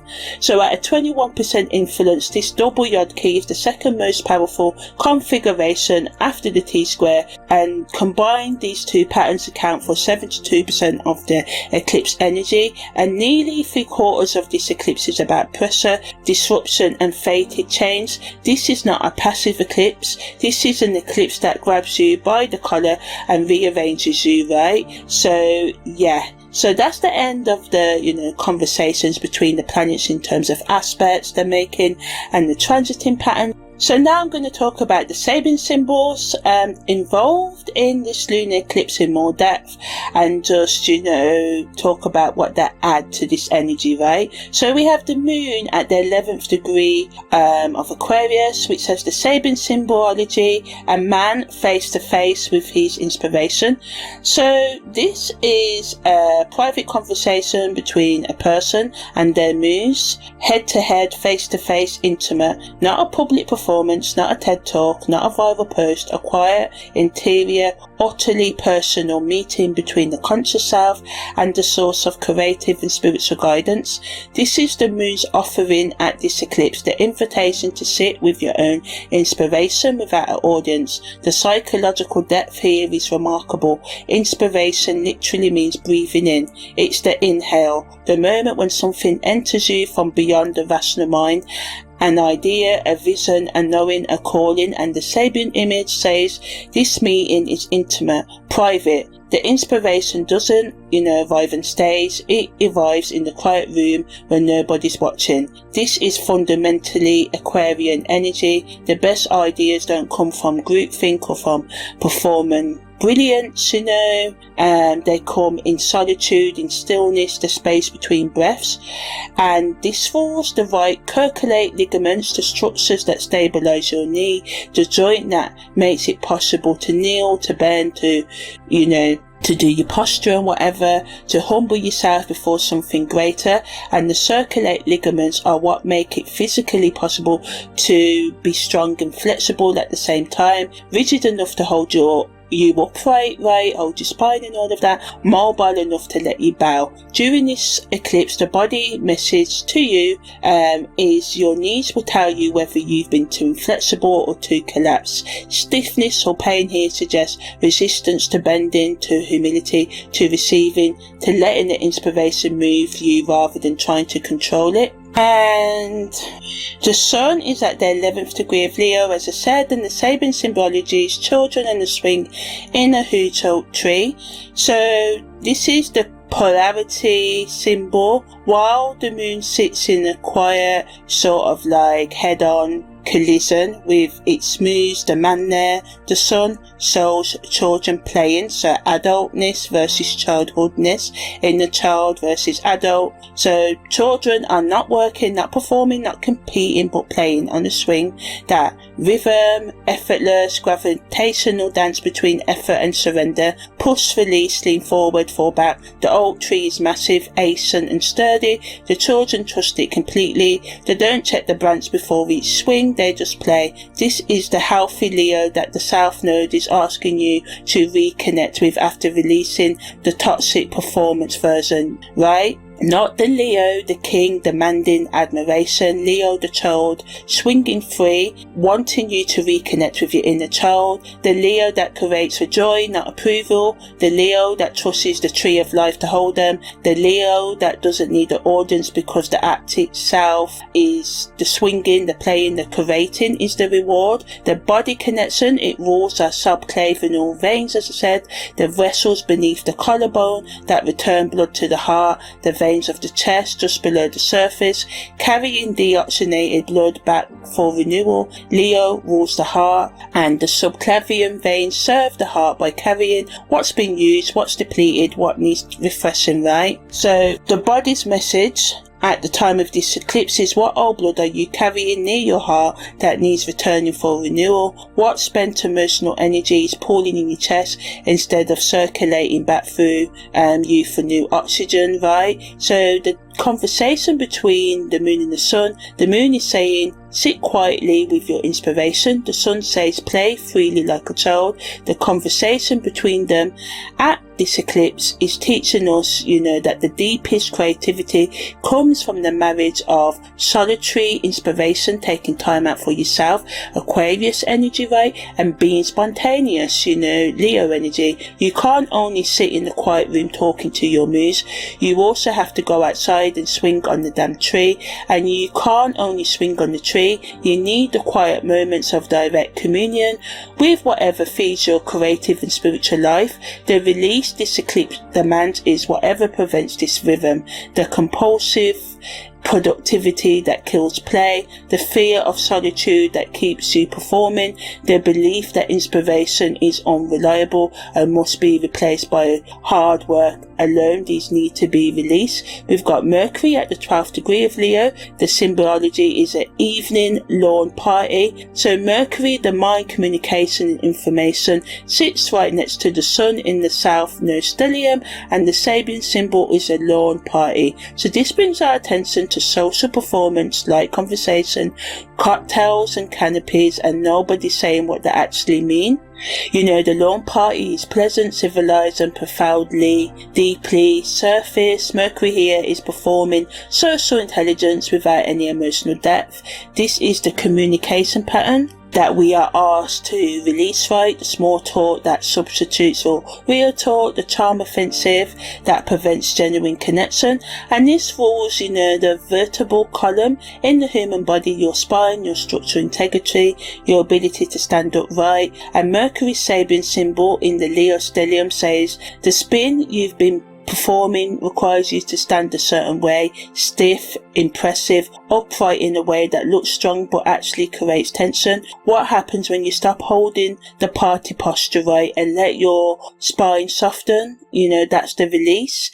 And Venus is at the 26th degree of Virgo, which has, the boy with a censer serving the priest as the Sabian symbology. So Venus symbol here is loaded, a boy, young, subordinate, in training, performing sacred service near an authority figure. The censer holds incense, which symbolizes prayer, purification, and the bridge between physical and spiritual. But the boy isn't a priest. He's assisting, serving, learning by proximity, not by authority, and this connects to Venus themes of love, beauty and self-worth. During the eclipse, are you serving love or being served by love, Are you the assistant in your own romantic life, censoring for someone else's spiritual journey, whilst yours own need in your spiritual journey remains unaddressed, unconfronted? Venus in Virgo can become the eternal student, always improving, always serving others, people pleasing, never arriving at the altar as the teacher, right? And this eclipse asks, when do you start being the boy with the censer and start being the priest? It rules the abdominal veins in the human body and the blood vessels in the gut, the same reason of the solar eclipses. Venus placement to which weeks ago, deepening the ongoing theme of gut level self-worth processing, right? For us to look after our body, to trust our gut, to remove all barriers that stop us from trusting ourselves, right? So yeah. We've got Saturn at the 20th degree of Pisces. That's the Sabin symbol, a table set for evening meal. So this is about preparation, anticipation, care. Someone has set the table with intention. Plates, glasses, napkins, maybe flowers. The meal hasn't started yet. The guest hasn't arrived, but the space is ready. And this is Saturn's retrograde message during the eclipse. Have you prepared the space for what comes after the release? Saturn in Pisces retrograde, setting a table for evening meal, says the dissolution and the dismantling require a landing place. You can't just burn the mass and stand in the ashes. You need somewhere to sit down afterwards, right? You know, someone to eat with, a table with care, and it's wanting us to build that space before we're during the eclipse, not after. This rules the right fibula muscle in the human body, the stabilizing muscle of the lower leg. So Saturn says ground yourself. You know, the fibula supports lateral stability, your ability to stay balanced when forces pushes you sideways. Set the table, stabilize the base, let the earthquake come, you know.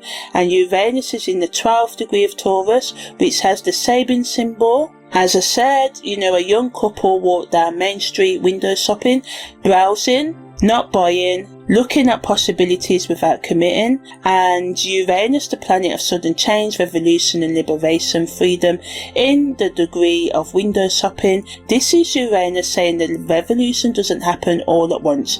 You can walk down the main street of your life and just look for a while, see what appeals, see what your values actually respond to when they're not being pressured by performance or expectation. The couple walks together. This is said exploration, mutual curiosity, partnership as adventure rather than, you know, obligation. You enjoying being in partnership, right? So asking yourself what you enjoy in your relationships, what do you want to do more of in your relationships to feel that connection again, or relight that connection, yes, or build a connection.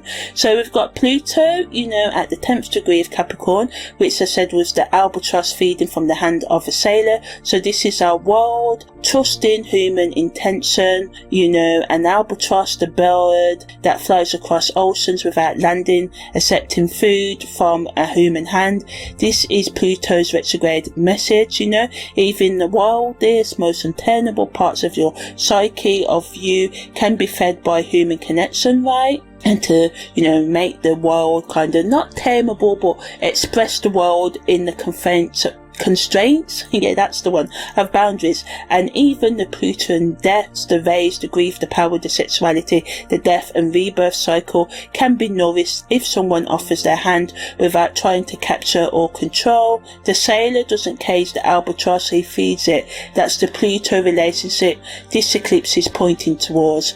Then we've got Pallas is at the 28th degree of Pisces, which has the Sabin symbology of a fertile garden under the full moon. So the strategic warrior goddess in a garden illuminated by the very full moon that's eclipsing. Recursive, isn't it? Pallas under the full moon at the time of a full moon lunar eclipse. The garden is fertile, the light is silver and shadow, everything is growing but nothing is fully visible. Pallas's strategy during this eclipse is intuitive, nocturnal, lunar, you know. So it's saying don't plan in daylight, plan in the moonlight. Let the garden tell you what it needs rather than imposing your blueprint. This fools the phalanges of the left foot, the toes of the receiving foot. Stay planted, stay rooted, you know. The fertile garden is beneath you, not ahead of you. And then we've got Ceres in, you know, the 12th degree of Gemini, that has the Sabin symbology. A black slave girl demands her rights of her mistress. So this is the most politically charged Sabian symbol in this eclipse, and it's sitting on Ceres, the asteroid of mothering, nourishment, and what we need to survive. So the image is a person demanding rights from someone who holds power over them, not asking, not pleading, demanding, empowering self, taking back, right? The power dynamic is explicit. One person has authority, the other has been stripped of it, and the demand is for fundamental justice. So during this lunar eclipse, Kevis in Gemini with the Sabian says the nourishment you need isn't being freely given, you have to demand it, right? And the voice, Gemini, demanding the care from Kevis, from the system or person withholding it. This might be in the workplace, your family, your partner, the healthcare system, the government, whoever has been rationing your nourishment, it's wanting you to take your power back, especially from the sides of your personality that keeps you small. The eclipse gives you the voice to demand what's yours by right, not by charity. And the trine from the moon and the set star from the sun both support this demand with emotional intelligence and courageous identity. So use them right. Empower yourself, trust yourself to be all that you can be. So yeah. Okay, so now I'm just going to talk a bit more about the numerology of this full moon lunar eclipse in Aquarius, talking more about the wound, that's beneath the wound of this full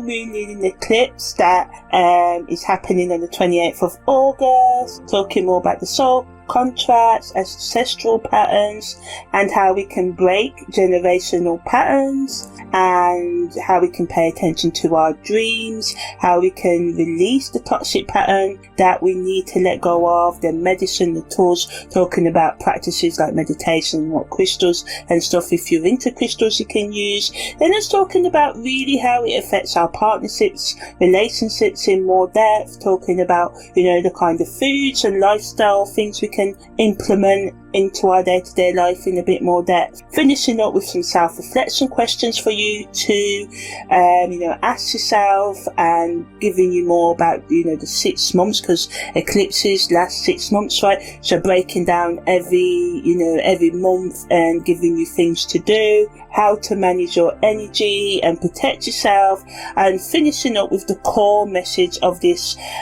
full moon lunar eclipse, the last one of 2026. So yeah, let's jump right in. So the sun and the moon are both in the 11th degree, Sabian degree.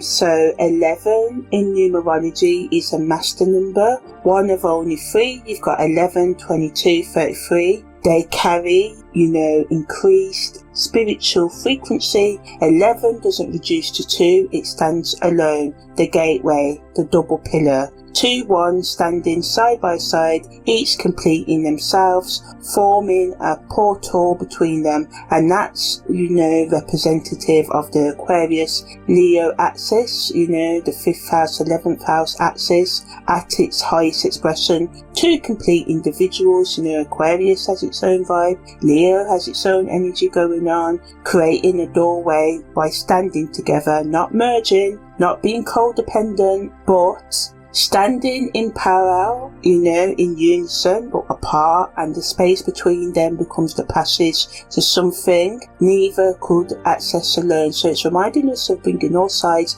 of our personality together, or how we can resolve things in our day-to-day life that may seem opposite but bring them together. 11 is also the number of illumination and intuitive insight, and in Kabbalistic tradition, 11 represents the hidden Sephirah Dayat, knowledge that exists between the conscious and unconscious, the bridge between what you know and what you know but can't prove you know, the gut feeling, the flash of understanding that arrives without logical process. And that's the number 11, right? That's the Satabahisa of the Natsakra. That's the 100 healers operating through intuition rather than prescription.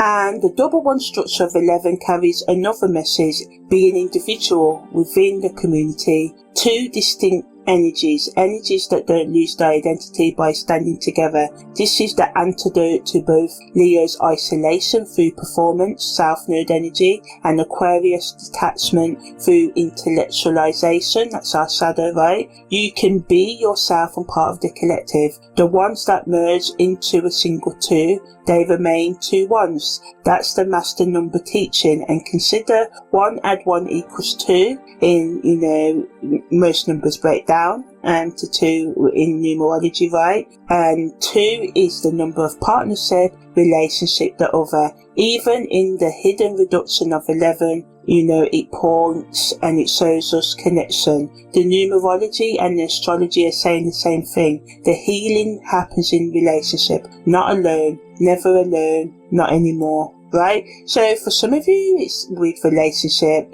within relationship with other people. For others, it's in relationship with all aspects of your personality, right? So now I'm just going to talk about the wound beneath the wound. So what's the wound beneath the wound?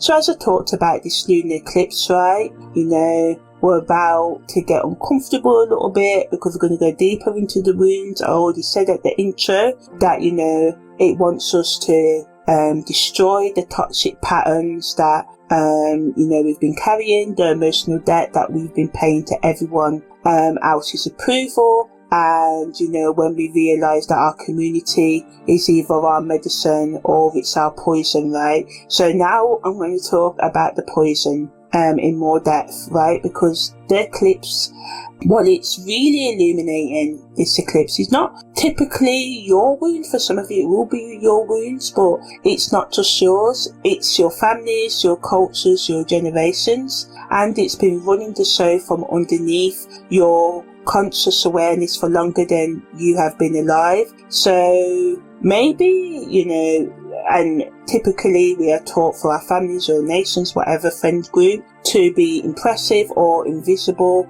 to shine or to be overlooked, to perform or to perish, to just kind of like fit in or be a weirdo sort of energy, as they say in the UK, right? And typically people, especially when I was growing up, it wasn't done to be unique.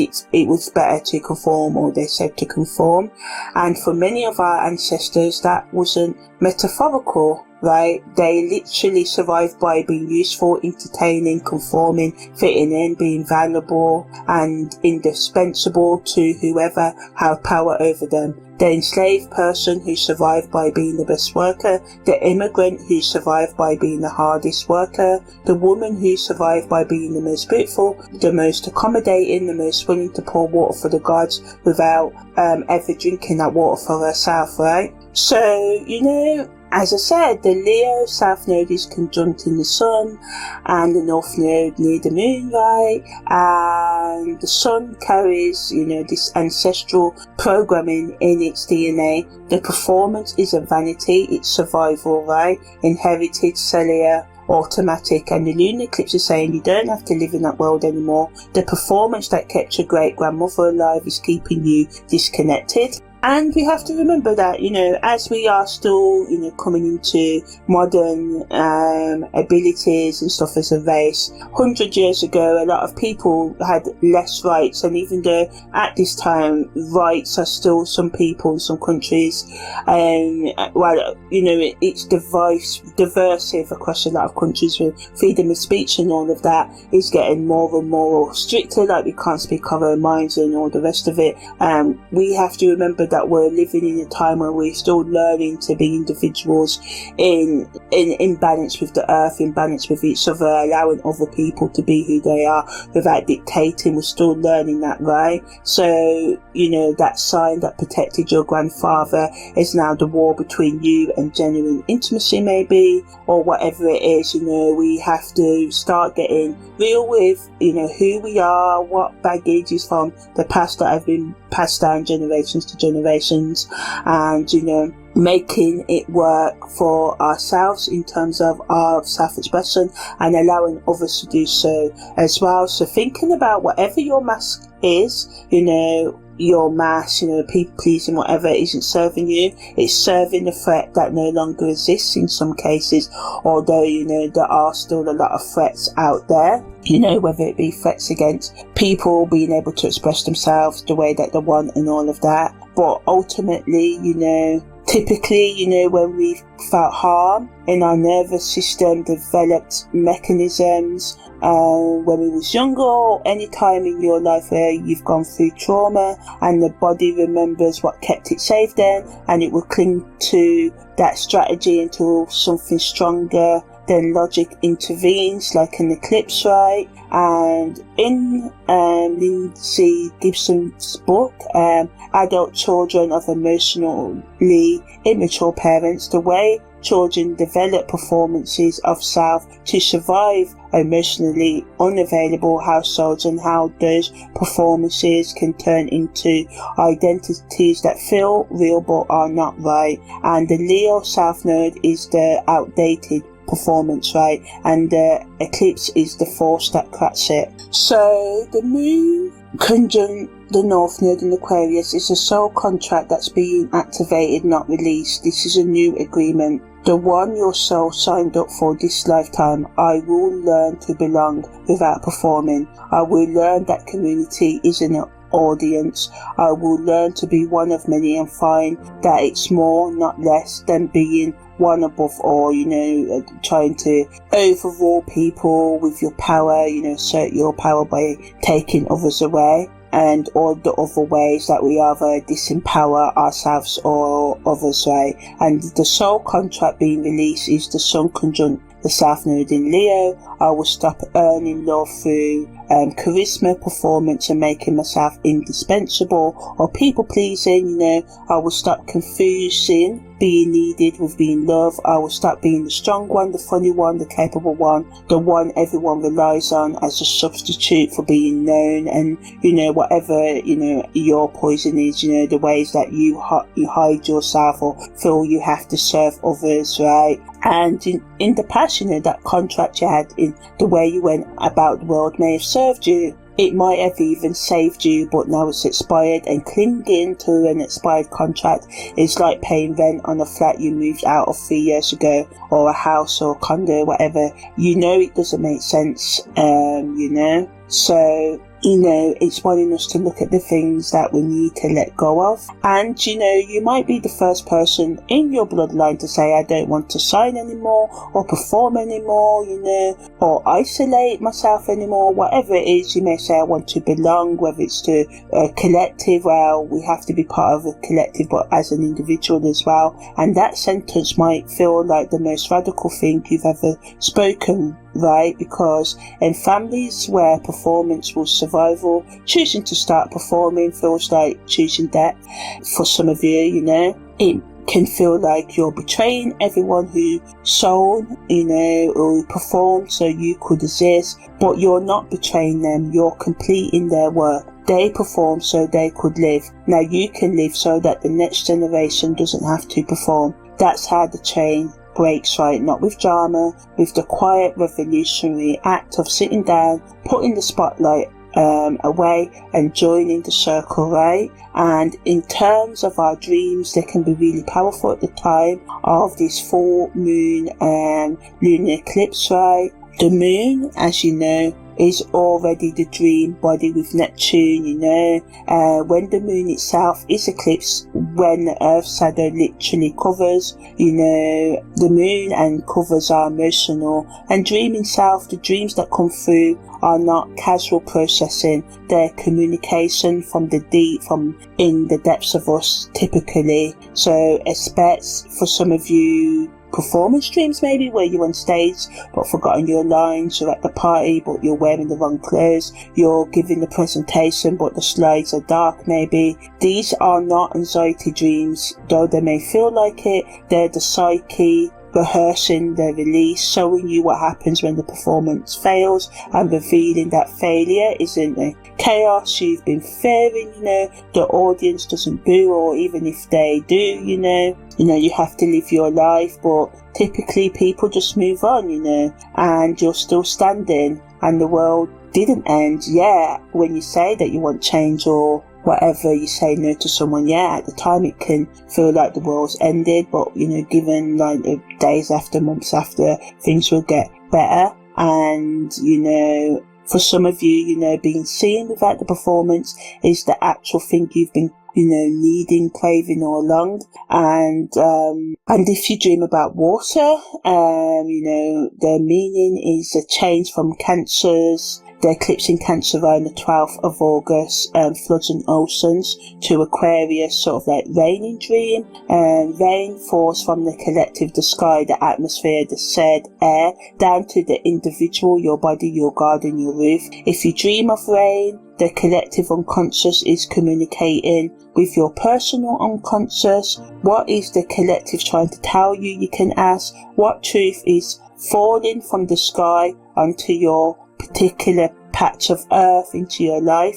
And don't be, scared if you dream of losing your body or merging with water or becoming transparent, because the moon's going into Pisces. Pisces doesn't recognize the edges that keep you separate from everything, right? And during the Pisces ingress after the lunar eclipse, those edges get very thin. So your dreams may be about ancient fish, it's the sturgeon full moon lunar eclipse after all, or any other extinct prehistoric creatures, dinosaurs, fossils can come alive. And Sabatabissa's connection to Ravana, the cosmic waters, means the dream material can feel old, older than you, older than your family, And, let it be strange, these dreams, let it be immense, write it all down. Even the parts that make no sense, right? Especially the parts that make no sense, right? Write it down. The 100 healers work through images that kind of bypass the rational, logical mind, and the dream journal is where these sort of like interpretations will arrive. As I said, we've got Neptune retrograde in Pisces, Saturn's retrograde in Pisces, and Pluto, so the unconscious reviewing its own illusions. Neptune retrograde, the boundary between waking and dreaming, that's Saturn in Pisces retrograde, and power structures are being dug up from the psyche's basement. That's, Pluto retrograde, right? So your dreams during this eclipse window aren't just personal, right? They're collective. You might dream of other people's dreams. You might wake with knowledge about a friend's situation you shouldn't logically have, right? You may dream about historical events that have no personal connection to you, Sabatista's collective frequency is broadcasting on all channels, and your sleeping mind is the receiver, so pay attention to your dreams, right? So ultimately, the release, the toxic pattern that must be let go of during this lunar eclipse is the one that is holding you back, right? So getting clear about what release actually means, because release has become one of those wellness words that sounds lovely and means nothing unless you get specific. So releasing isn't about burning sage and saying I let go. Releasing is the actual behavioural felt embodied process of stopping something you've been doing compulsively for years, decades maybe, and surviving the withdrawal. So the Leo stellium is saying you're releasing the performance of self, not yourself. You're not releasing yourself, not your identity, not your Leo fire, or your creativity, your warmth, your generosity. You're releasing the performance of these things, right? The version of you that exists for audience or for whoever else you exist, which is not authentically you. We've all got different poisons. We all don't perform. For some of you it's people pleasing, and other things, right? So yeah, for some of you it's the version of you that exists for audience rather than for its own sake. Maybe the smile you hold for 5 seconds longer than real to put on that people pleasing performance. They're absolutely fine what you say, that you deliver so convincingly, even though you forget it's a script, it's not how you actually feel. And with the T-square, the 51% one with Uranus, right? This release will include a material, physical or financial dimension for some of you. Uranus in Taurus doesn't let you release intellectually. You have to, get down and dirty. It's the earth sign. It takes the body, the bank account, the physical reality, and the performance can no longer be sustained and kept up. Something contrary needs to change. You need to change your practical actions, your thoughts, whatever. It may be a living situation, a financial arrangement, a physical habit. The release isn't just intellectual or emotional, it is structural, a change to your day-to-day routine, right? So during the first week of the full moon lunar eclipse, if you can, although I'm going to go into timelines a bit more, identify the performance that you do, or whatever it is that you do which is not authentic to who you are. Write down the top 3 performances or habits that run most consistently in your life. Like, I pretend to be confident at work when I'm actually terrified. I perform happiness in my relationship because conflict feels like abandonment and rejection.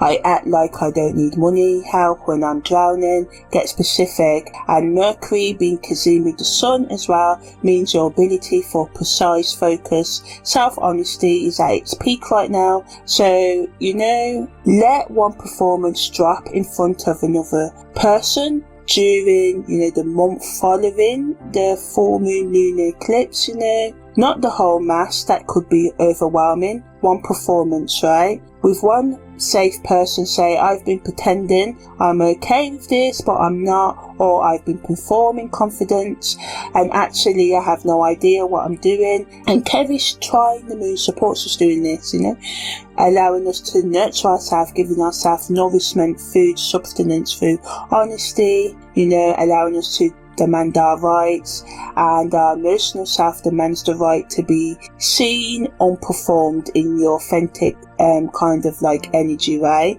And during the 6 months of this eclipse, let go of, dismantle one system, one inauthentic habit, relationship, whatever in your life that requires your performance to function. This might be a job that only values you when you're on, a friendship group where your role is to be the entertaining one, or some other role, a family dynamic where your job is to keep the peace by never having needs. And Saturn in Pisces in retrograde is reviewing your structures, your habits, your day-to-day routines, right? Let it find the one that's built on your performance rather than your truth, and let it collapse, let it go, right? Because this full moon lunar eclipse is all about our truth, right? So as we integrate this energy into our body, the release will happen through the body whether you facilitate it or not. The right circulate ligaments, and this is the Sabian symbol, the moon's at right, the subclavian veins where the sun is, and the vertebral column where Mercury is, right. These Sabian symbols, this energy will speak during this release, during this lunar eclipse. So pay attention to these areas of your body, any shaking, any tension, any sudden exhaustion. You're feeling relief in these areas when you stand up for yourself or drop the mask, let the body process. Movement, breath work, or just laying on the floor doing absolutely nothing are all valid integration strategies, right? So also write a letter to the performance, right? Past and present, sort of like integration I'm talking about now. Address it directly, like, dear performance of strength, or dear pretending I'm fine, or whatever it is you did, right? Thank it for what it protected, acknowledge why it was necessary, and then say goodbye. The Leo South Node deserves a proper farewell, not a dismissal. It served you, honour it, then release it, right? So as I said, I'm just going to talk a bit more about the net chakra wisdom that we can learn, even though I talked a lot about the net chakras, right? But the 100 physicians, or the 100 stars, or the veiling star as it's known, occupying the 6th to the 20th degree of Aquarius, right, is misunderstood in Vedic astrology, right? Because some astrologers call it cold, can you call it detached, isolated, and they're not entirely wrong, but they've been telling the story wrong. Sometimes we get the energy wrong about Aquarius or any other, like Virgo maybe, or Scorpio in astrology, right? Yes, Tabisa is detached, but the way a surgeon is detached, not because they don't care, but because caring too much whilst holding the scalpel means the hand shakes. So this net chakra is ruled by the moon's north node, as I said, and this is conjunct the moon at the time of this lunar eclipse, right? So the shadow planet of obsession, destiny and the insatiable hunger for experience, the North Node, right? And the deity is Ravana, Lord of the cosmic waters and keeper of oaths, as I said. And together, Rahu and Ravana create an chakra that is obsessed with truth and bound by cosmic law to uphold it, to follow through on the truth, right? Sabbatisa doesn't heal through comfort, it heals through necessary accuracy experience, right? Through seeing the disease for what it is, naming exactly what it is, and giving you the correct medicine, and regardless of whether the patient wants to hear the diagnosis or not, right? So the symbol is a circle, sometimes described as an empty circle, as I said, sometimes as 100 stars clustered together, right? And the empty circle represents the space of containment, the boundary that holds without controlling. The 100 stars represent, the way we distribute and use intelligence, not one genius healer, but a collective of healing frequencies working together, 100 physicians, right? So, during this eclipse, your healing isn't coming from one source, it's coming from 100 directions at the same time. A conversation here, a dream there, a song that makes you want to cry in the supermarket or whatever. So look for the signs. For some of you, it can be a stranger's comment that lands exactly where you needed it. The 100 healers are not waiting in hospital. They are scattered through your daily life, disguised as ordinary moments, carrying extraordinary medicine. And, this is in, part 2, Mercury's analytical energy, allowing us to see the pattern, identify the root cause, and to heal through practicality, using detail and being kind to ourselves, with self-honesty that says the problem isn't that I'm not enough, the problem is that I've been performing adequacy instead of admitting where I actually need support.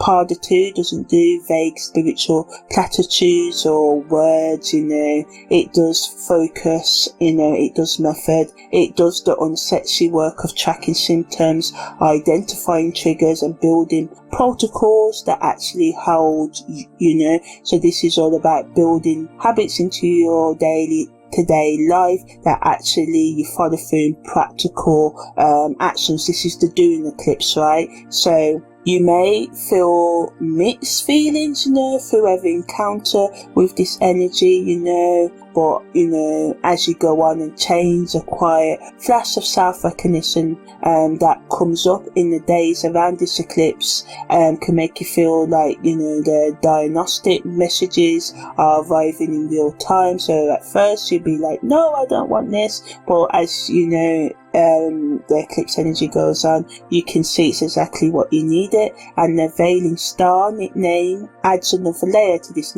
chakra, because Sabtabahisa veils, right? It hides, not from fear, but from strategy. The 100 healers work behind the veil, out of sight, in the unconscious, in the dream world, in the spaces between conscious thoughts. You might not feel this eclipse healing you in real time. It works, in the subconscious, under the surface, in the dark, like the mycelium of mushrooms, right, connecting everything underground, whilst the surface looks unchanged, so trust the underground network, trust that the medicine is moving, even when you can't see it moving, right, trust the veil, trust what's hidden, trust the subconscious. And the Kundalini connection in the Saptabhisa chakra is different from Elisa's energy, right, where Elisa's serpent rises through personal transformation, Sabtabhisa's energy circulates through the collective energy.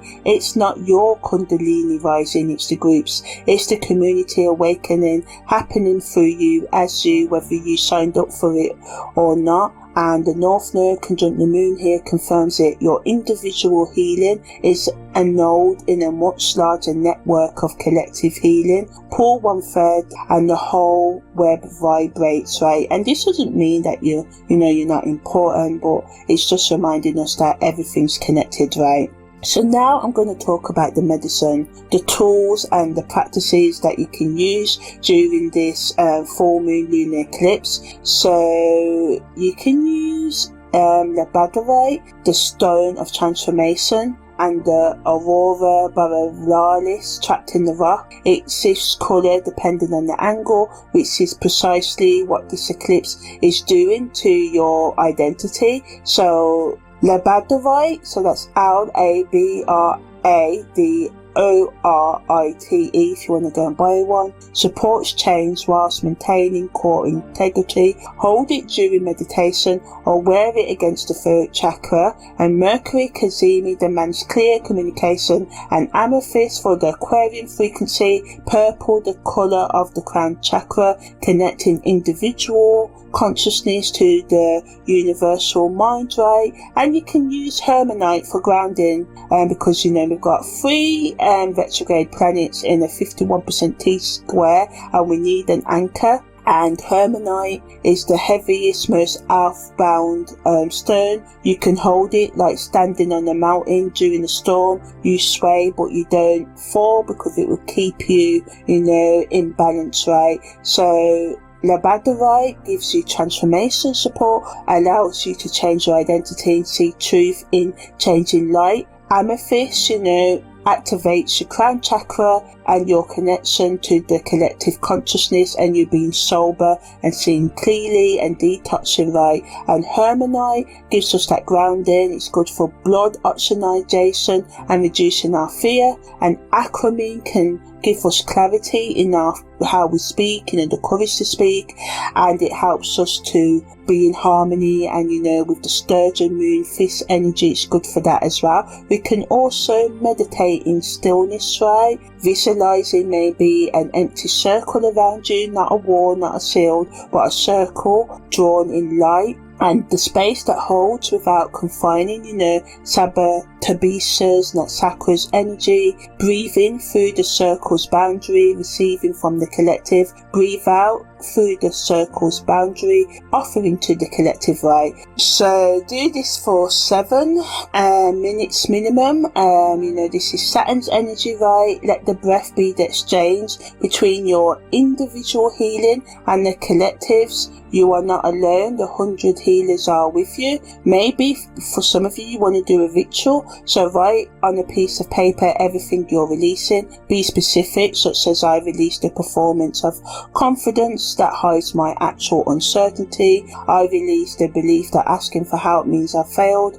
I released the mask I've been wearing that may get people's likes and fake love, but prevents authentic connection. Fold the paper, right, and at the moment of the eclipse, or as close as you can manage, burn it safely. Watch the paper turn to ash. As it burns, say out loud, I don't need this anymore. I am enough without the soul. Then scatter the ashes outside. Return them to earth, to the collective, to the 100 healers who will, compost, release your old pattern into medicine for someone else. You can also do sound healing, listening to music at different frequencies, 417 for the frequency of Aquarius, or play any music that you want to listen to, such as maybe Peter Tosh's song Equal Rights, right? Carries the Zach energy of Keris, demanding nourishment from and release from oppressive systems. Let the bass vibrate through your sitting bones. Let the lyrics remind you equality isn't given, it's taken by people brave enough to start performing gratitude for crumbs and start demanding the whole plate. Not in a greedy way, but in a way that, I want it, everyone deserves it, right? Try some aromatherapy, right? As this helps us cut through Neptune's fog.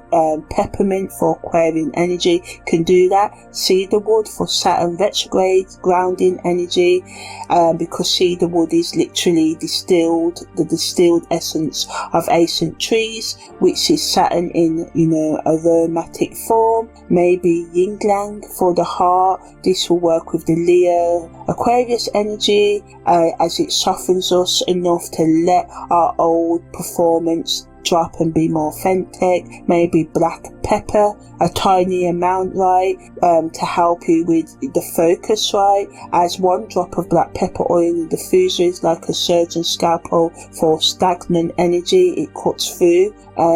Use it intentionally. Maybe for some of you want to take a bath, because of the sturgeon moon influence, using Epsom salts, which is basically, maybe it's good, and a handful of dried lavender or magnesium for the nervous system, because free retrogrades are stressing it. Maybe put some peppermint oil in the bath. The water should be warm, not hot. You're dissolving, not boiling. Stay in it until the water cools. Feel the temperature change. That's the lunar eclipse. Starting Leo's fire and cooling into something quieter, clearer, and more honest, right? So now I'm just going to talk about partnerships, all forms, romantic partnerships, casual partnerships, and friendships, giving you advice on how to deal with these while we're going through this full moon lunar eclipse, the last of 2026, right? Okay, so 16 days ago, the solar eclipse in Cancer opened up our emotional foundations and exposed the family patterns beneath our relationship dynamics. Now, the lunar eclipse in Aquarius turns the spotlight onto the partnerships themselves. So, the actual living, breathing, arguing, loving, avoiding, performing relationships you are in right now, today, right? So with Venus at the 26th degree of Virgo, romantic partnerships, intimate ones, tells us everything about the romantic atmosphere of this eclipse. Venus 26th degree of Virgo, a boy with a censer, serves near the priest as the Sabian symbology, and it's asking who's the priest and who's the student, who's the teacher and who's the student in your relationship. And of course, sometimes in relationship we exchange roles. Sometimes we're the teacher, sometimes we're the student, right? But the main message is your relationship balanced and equal? Who holds the spiritual authority, the emotional power, the decision making weight, and who's swinging the censer, performing devotion, serving the other's journey whilst their own is unattended, right? The double aspect of Venus, 60 square from the moon and semi-square from the sun at nearly exact orbs, means the power imbalance isn't a theory, it's itching. It's the specific irritation of knowing something isn't equal and not being able to ignore it anymore. The lunar eclipse is putting the spotlight on the imbalance, with the blood moon light, and what's been tolerable in ordinary lightning can become unbearable in this eclipse light, right? Like watching the bear and recognizing that karmic obsessive devotion to the kitchen mirrors how you sacrifice yourself for your partner's dream whilst your dreams gather dust, right? The kitchen might be excellent, but at what cost, right? And for couples, their release work is mutual. Both people are and should be dropping the performance at the same time, both naming a dynamic that neither has named before, maybe, something in the relationship that you don't like, and this can be terrifying, and it's almost the most intimate thing you can do with another person, more intimate than sex, more vulnerable than any whispered confession. You look at each other and say, this pattern between us, this one is not working, and then you don't fix it, you just sit in the truth of having named it. The fixing, comes later, right? The naming of what the issues are is the work of the eclipse. If you're single, the Aquarian moon conjunct the moon's north node is pulling you towards community-based connection rather than couple-based romance. Your person might not arrive through a dating app, they might arrive through a said cause, a group project, a community event, a protest, a healing circle, or a random conversation at a friend of a friend's gathering. Aquarius finds love sideways through said purpose, not through, chasing romance. Let the sturgeon moon, redirect your attention from finding the one to finding your people, and the one can, can tend to be a person among the group, right? In family relationships, the Leo South Node stellium between the Sun, Mercury and the South Node is the family performance that's being released under this energy, the golden child role for some of you, the family entertainer for some of you, the one that keeps everyone laughing so nobody notices the family is falling apart. If you recognize yourself in any of these descriptions, maybe the peacemaker, maybe the scapegoat, whatever, the unhealthy role you play, this eclipse is, confronting your family dynamic. And Mercury Kazemi position means the family communication patterns are under the spotlight, right? In unusual clarity, you can see the scripts running clearly. Mom always does X when dad says Y. My sister perform Z to avoid feeling A, or I do B so that nobody has to confront C. These scripts have been invisible until now for some of you. This eclipse makes them visible, and visibility is the first step towards choice. You can't change a script you can't see. Now you can see it. What do you choose in terms of your chosen family and community? So Aquarius is community, the North Node is destiny. The Moon conjunct the Moon's North Node in Aquarius during the lunar eclipse means your chosen family, your community, your collective belonging is not optional anymore, it's your future. And if you don't currently have a community that holds you, that's the first thing to build after the eclipse. Not a social media following, a group of actual humans who know your unperformed self and chose to stay. The Grand Trine supporting this eclipse with Chiron, Vista and Lilith means the community that catches you will likely include wounded healers, sacred flame keepers and wild undomesticated truth tellers. They're not polished, they're not Instagram perfect, they're real, they're scarred, and they will hold you better than anyone who's never been broken, right? Because they know what it costs to be held and they won't waste it, right? So watch out in terms of red flags during this eclipse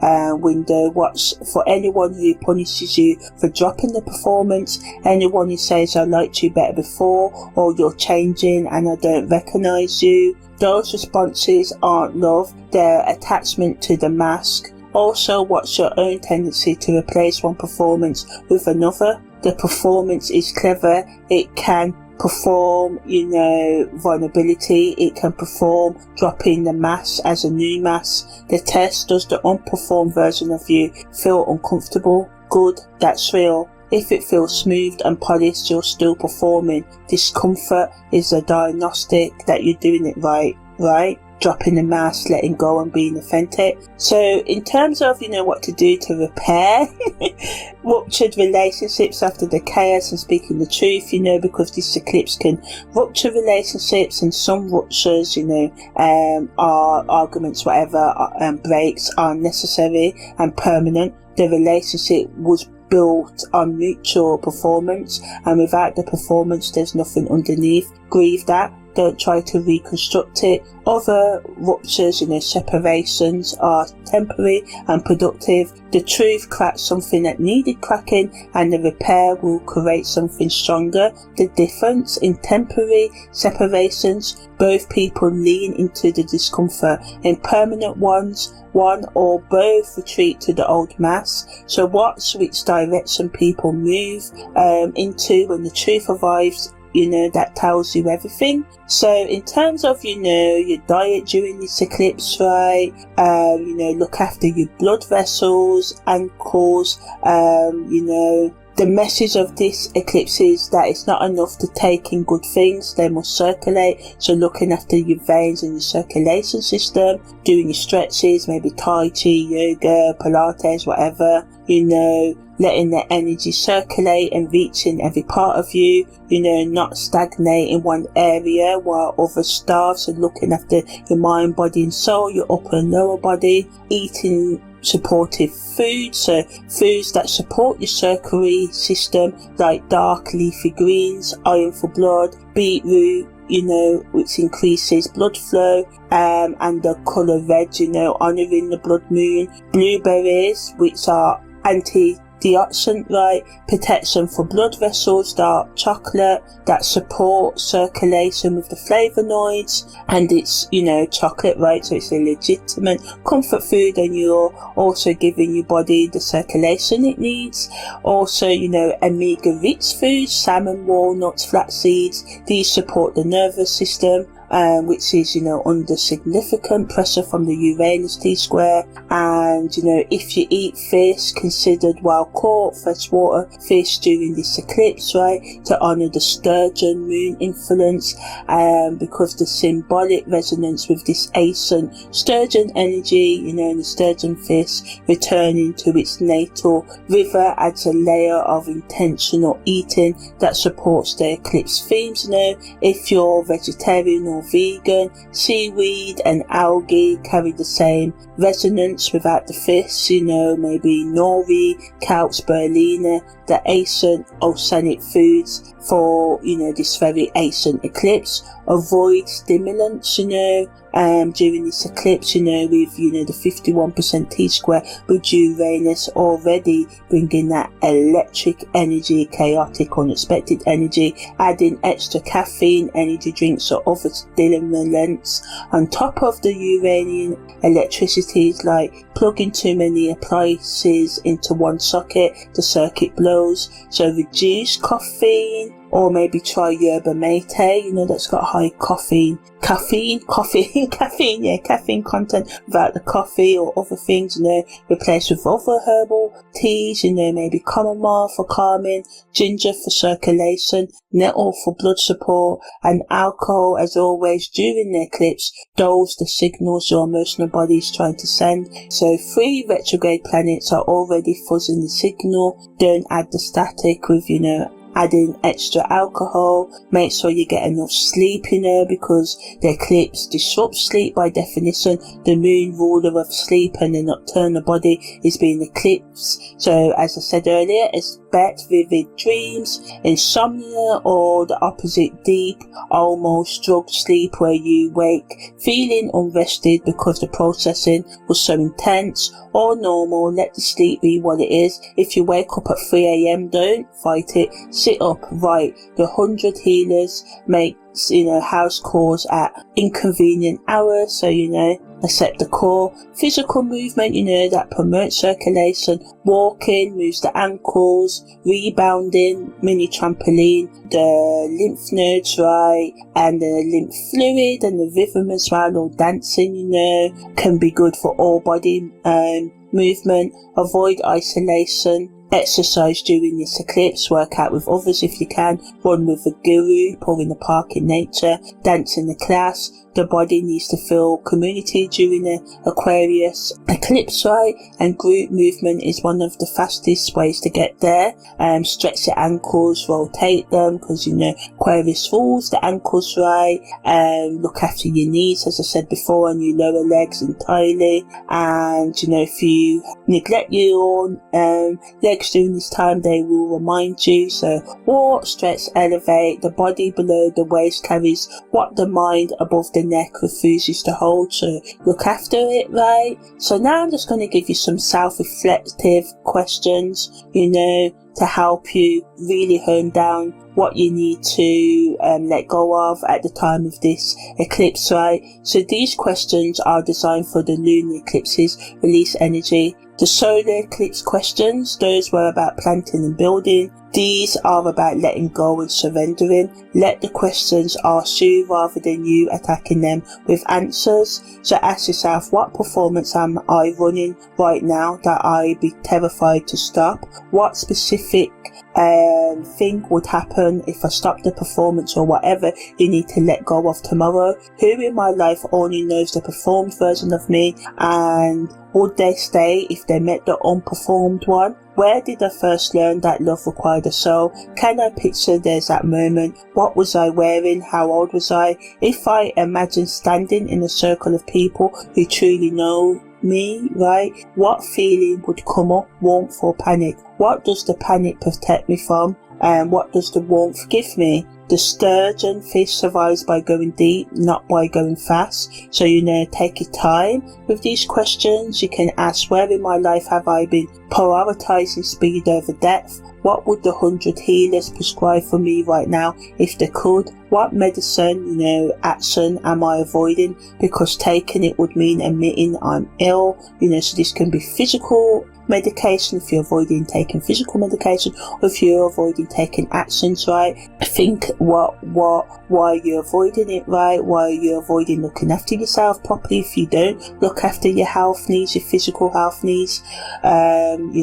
If the North Node in Aquarius is my destiny, what community am I being called towards? You can ask yourself, what does community mean to me? Not the one I think I should join, the one that makes my chest ache with longing when I imagine belonging. So getting real about, your community needs, your friendship group needs, who you should be in an intimate relationship with, right? Ask yourself, when I close my eyes and picture my life without the need for anyone's approval, what do I see? Is the image peaceful or terrifying? Could I hold it for 30 seconds, without flinching? What is the most honest thing I could say to the person closest to me that I've never said? Not the cruelest thing, not the kindest thing, the most honest thing. Write it down. Don't send it yet. Just let it exist on paper. And the moon going into Pisces 24 hours after the eclipse, right? Ask yourself, what am I ready to dissolve, to let go of, to surrender to?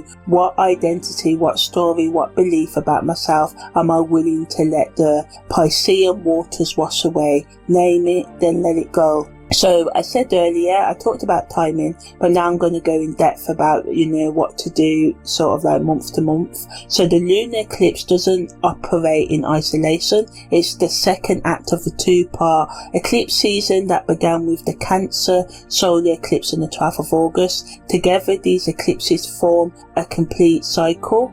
Build solar energy and release lunar energy. Foundation, Cancer, and evolution, Aquarius. Internal home, Cancer, and external community, Aquarius, right? Neither eclipse makes full sense without the other. So in terms of what to do pre-eclipse, before the eclipse happens, from mid-August to the 27th of August, you may have been living in the aftershocks of the Cancer solar eclipse for 2 weeks, right? And the emotional foundations have already been cracked open. Family patterns have already been exposed. The solar eclipse planted seeds. The lunar eclipse prunes the garden to make room for those seeds to grow. The pre-eclipse period is the narrowing, the sense that something's coming, something needs to end, and something can't hold anymore. The Leo performance you're running starts to feel heavier. The mass starts to itch, right? So, watch out for that. And as we go into the eclipse window from the 24th of August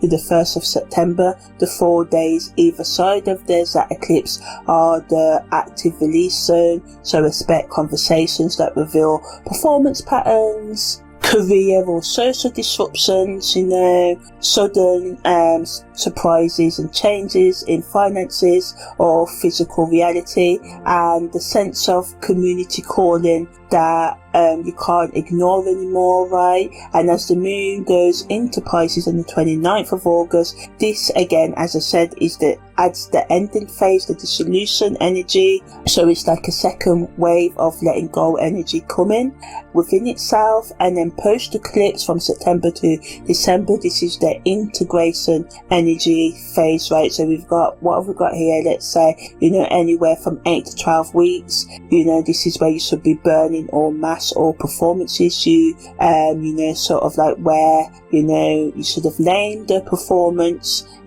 September through December is the rebuilding period, not rebuilding the performance, that's South Node speaking, but building a new community and routines and structures and habits that enrich you day to day, right? Building new authentic relationships, starting with a authentic relationship with yourself, and a new way of being seen that doesn't require so. And with Pluto going direct on the 16th of October, and Saturn going direct on the 10th of December, and Neptune going direct out of retrograde on the 12th of December, each of these going direct will bring up themes from this eclipse for final processing. So mark these dates and pay attention to what happens on these days, right? And as we close down the eclipse season, as this lunar eclipse closes the eclipse season of 2026, right, each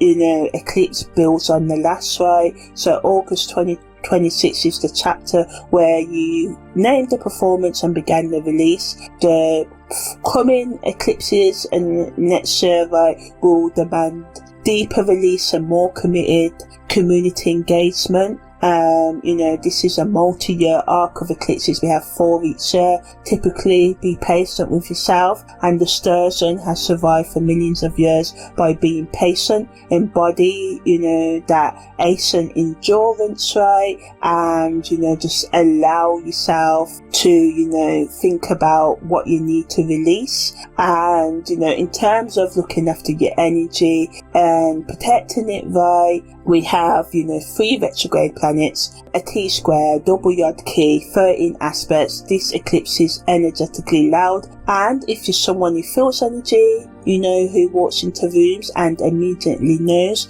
their emotional temperature, who absorbs other people's moods like a human sponge, who sometimes can't tell where your feelings end and the collectives begin. You need to protect yourself during this window. This is not optional, this is essential. So, the Aquarian frequency is collective by nature, and, the moon in Aquarius wants to merge, combine your emotional field with the groups, and during a regular full moon, that's manageable. During a lunar eclipse with this much intensity, it can be overwhelming unless you establish energetic boundaries, right? So, the circle of Sabtabahishas Natsakra is your protection tool. Visualize the empty circle around your energy field, not a wall, not a barrier, a circle, which lets in what serves you, but doesn't let in what doesn't serve you. The distinction matters, right? Walls block everything, circles filter, right? You want to receive the healing this eclipse offers you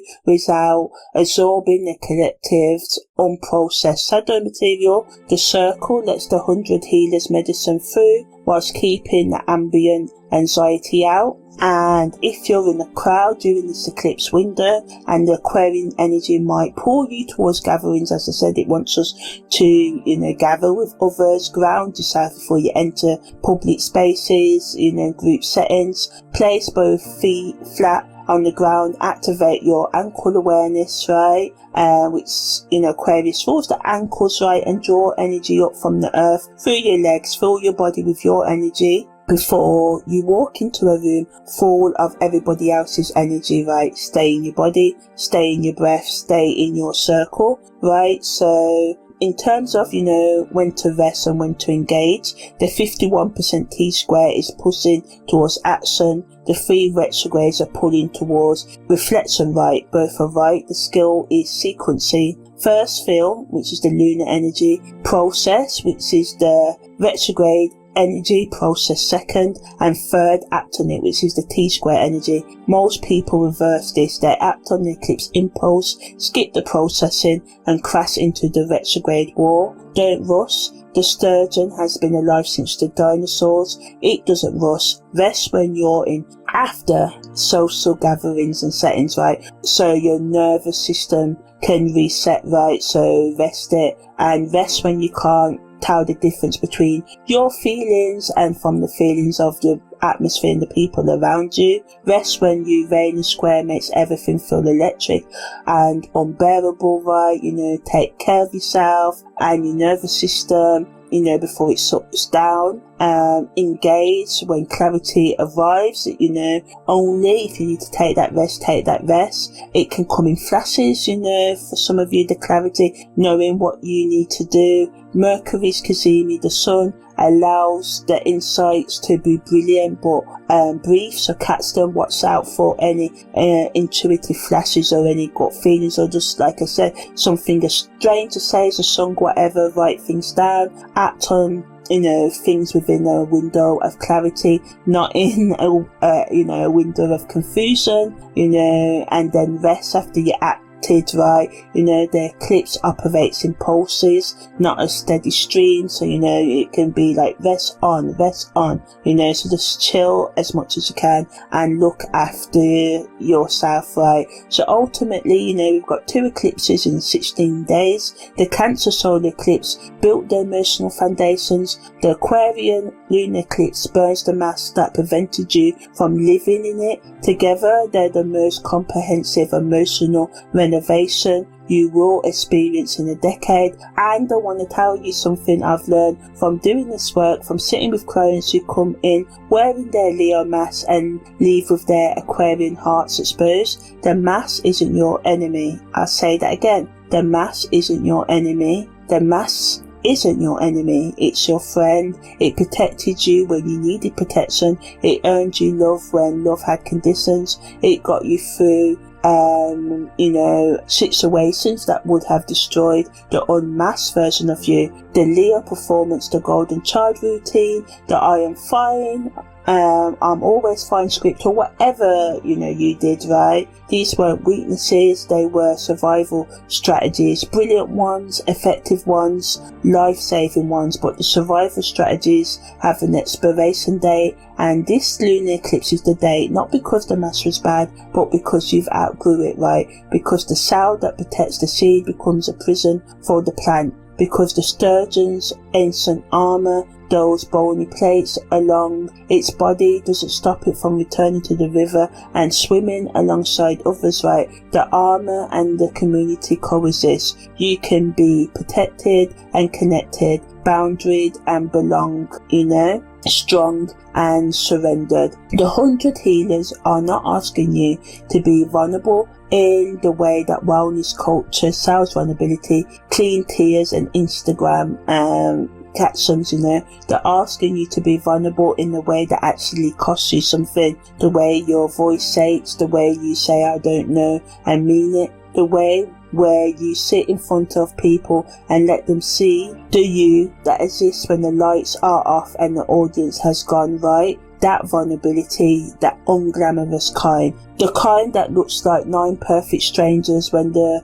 resort guests finally start performing and start actually talking to each other. Messy, confused, angry, tender and real. And if you haven't seen that mini-series, I say watch it. But yeah, the Sabian dialogue conversation says it perfectly. Sit face to face with your inspiration, then go swing on the oak tree like a child, in private communion, then, go out in public and play. The mask said you could only do one or the other. The eclipse says you can do both. The 100 healers say you must do both, the individual and the collective, the solitude and the belonging, the ancient fish and the communal river. You're not alone in this. You were never alone in this. That was the lie the mask told you, that isolation was the price of strength. It isn't. Strength is the river. Strength is the circle. Strength is the 100 healers working together, each one contributing a piece of the medicine, none of them claiming to have the whole cure. Welcome to the river, The sturgeon moon is full, the mass is burning, and the water has been waiting for you, So let yourself, be open to facing and letting go and, destroying what you need to destroy at the time of this full moon lunar eclipse in Aquarius, right? And, allow yourself to drop the mask and open up to the authenticity of the many sides of you. So yeah, I'm Imani, your holistic astrological life coach, and this has been my take on the full moon lunar eclipse on the 28th of August 2026. Take care and see you next time.